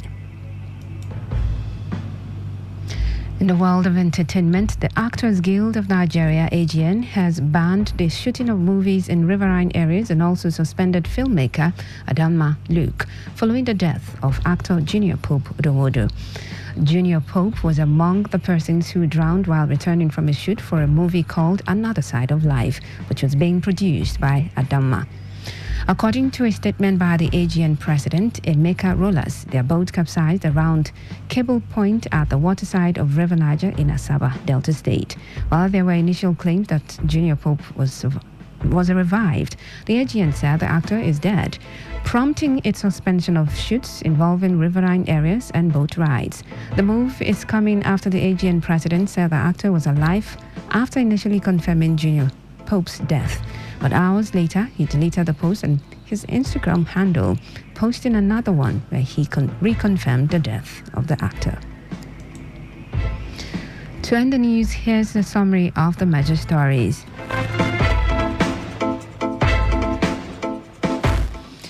The federal government is set to charge 3,000 naira per toll gate on the completion of the Lagos-Calabar road. We told you that the federal government says it will save 1.5 trillion naira from the hike in electricity tariff from Band A customers. On the foreign scene, South Korean President Yoon Suk-yeol has promised changes after opposition's victory in just concluded elections. That was the news, is edited by Stella Sasongo. For comments and inquiries, please call 0818-389-2850 or send your emails to news@todayfmlive.com. You can also read our stories on www.todayfmlive.com. I am Faustina Oputu. Good afternoon. Thanks for listening. Today's news, today's entertainment, today's sports, today's issues. Today on Today95.1 FM, Port Harcourt. Talk radio. I listen to a lot of talk radio. 95.1 FM. Please listen to this paid infomercial. Herbal Heritage International, the Kokoroko, for herbal medicine, where they produce strong, correct medicine, they take it, they support with country healthcare system. Countryman, correct, holistic, ogbonge herbal medicine, they know they come out for public anyhow, like a big basket, full ground, as every Christmas have been boundary. Seeking a self-sabi medicine will pass them. After all, monkey smart now, because tree near tree is a forest. Heritage International will use the technology of computer testing machine to see and know before attacking that your health condition, we don't become Ubarumba for your life with the correct treatment. Therefore, whether definition or without definition, make you visit Herbal Heritage International. Offices way near you. Herbal Heritage International. Now you. Hello and welcome to the program Roots and Herbs.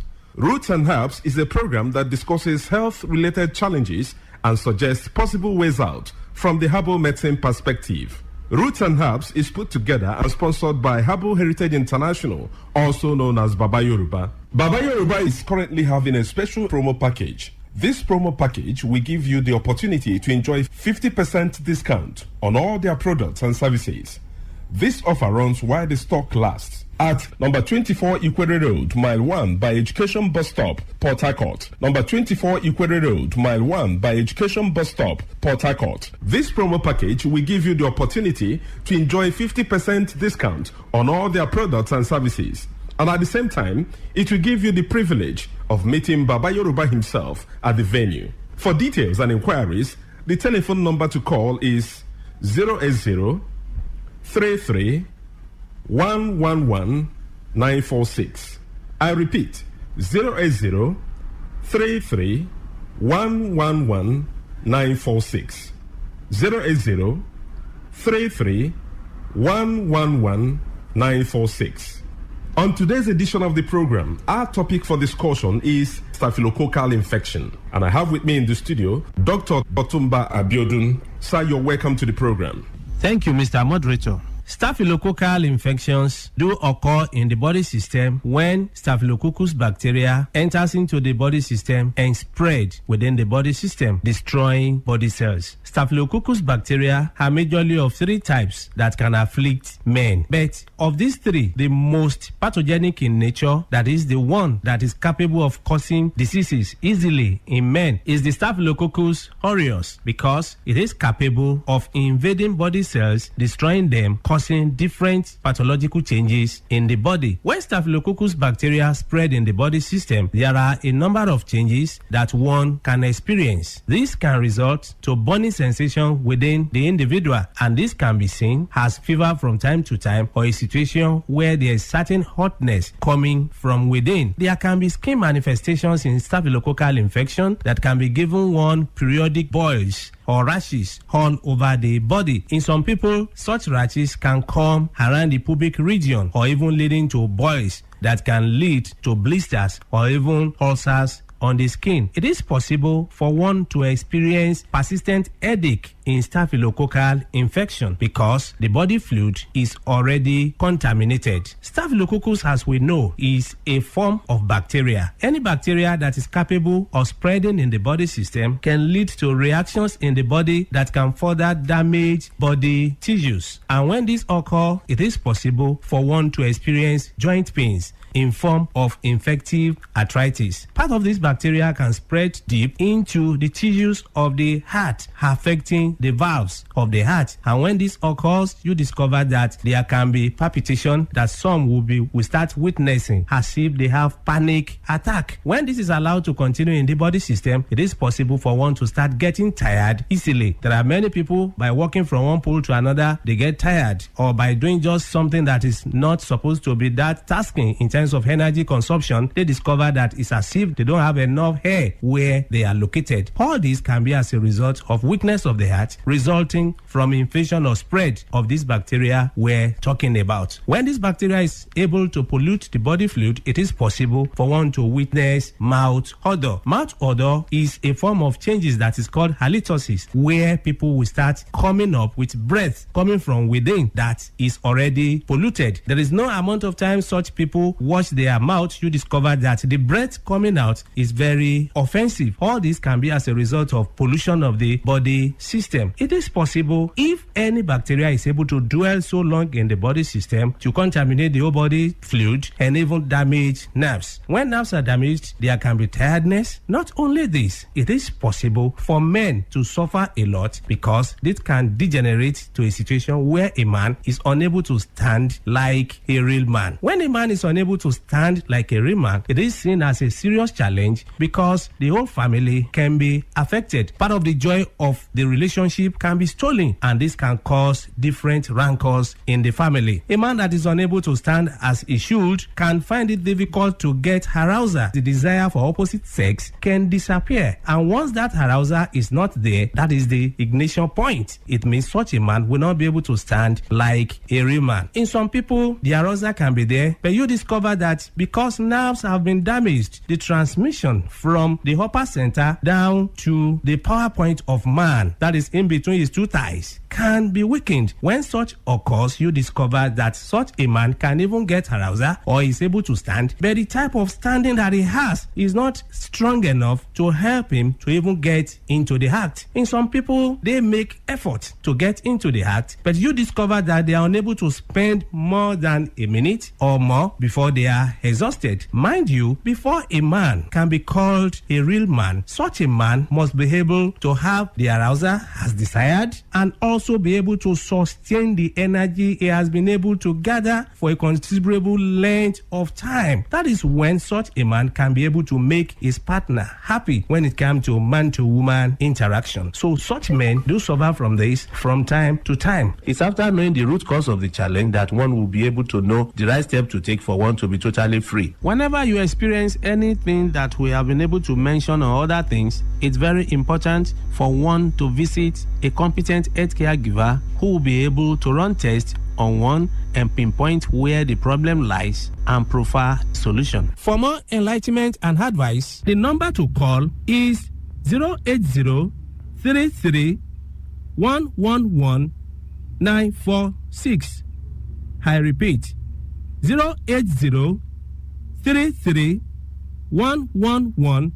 080-33-111-946. Thank you all. All right. You've been listening to the program Roots and Herbs. Roots and Herbs is a program that discusses health-related challenges and suggests possible ways out from the herbal medicine perspective. Roots and Herbs is put together and sponsored by Herbal Heritage International, also known as Baba Yoruba. Baba Yoruba is currently having a special promo package. This promo package will give you the opportunity to enjoy 50% discount on all their products and services. This offer runs while the stock lasts. At number 24 Ikwere Stop, Port Harcourt. Number 24 Ikwere Road, Mile 1 by Education Bus Stop, Port Harcourt. This promo package will give you the opportunity to enjoy 50% discount on all their products and services. And at the same time, it will give you the privilege of meeting Baba Yoruba himself at the venue. For details and inquiries, the telephone number to call is 080 33 111 946. I repeat, 080 33 111 946. 080 33 111 946. I repeat, 080 33 111 946. Let's take our sponsor's message. Don't go away. We shall be right back. Herbal Heritage International, the Kokoroko for herbal medicine, when they produce strong, correct medicine, they take it, they support with country health care system. Country man, correct, bekelistic, ogbonge herbal medicine, they we know they come out for public anyhow like a big basket. Full ground as every Christmas have been boundary. Sickness self sabi medicine will pass them. After all, monkey smart now because tree near tree is our forest. Heritage International go use the technology of computer testing machine to see and know before attacking that your health condition. We don't become umbarumba for your life with the correct treatment. Therefore, whether definition or without definition, make you visit Herbal Heritage International. Offices way near you. Herbal Heritage International. Now You're welcome back to Roots and Herbs. Roots and Herbs is a program that discusses health-related challenges and suggests possible ways out from the herbal medicine perspective. Roots and Herbs is put together and sponsored by Herbal Heritage International, also known as Baba Yoruba. Baba Yoruba is currently having a special promo package.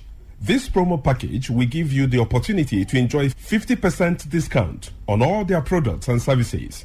This offer runs while the stock lasts at number 24 Ikwere Road, Mile 1 by Education Bus Stop, Port Harcourt. Number 24 Ikwere Road, Mile 1 by Education Bus Stop, Port Harcourt. This promo package will give you the opportunity to enjoy 50% discount on all their products and services. And at the same time, it will give you the privilege of meeting Baba Yoruba himself at the venue. For details and inquiries, the telephone number to call is 080 33 111 946.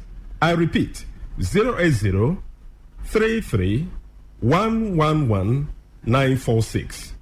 080 33 111 946. Until we come your way again, remain blessed. And that was a paid infomercial. Okay, all right.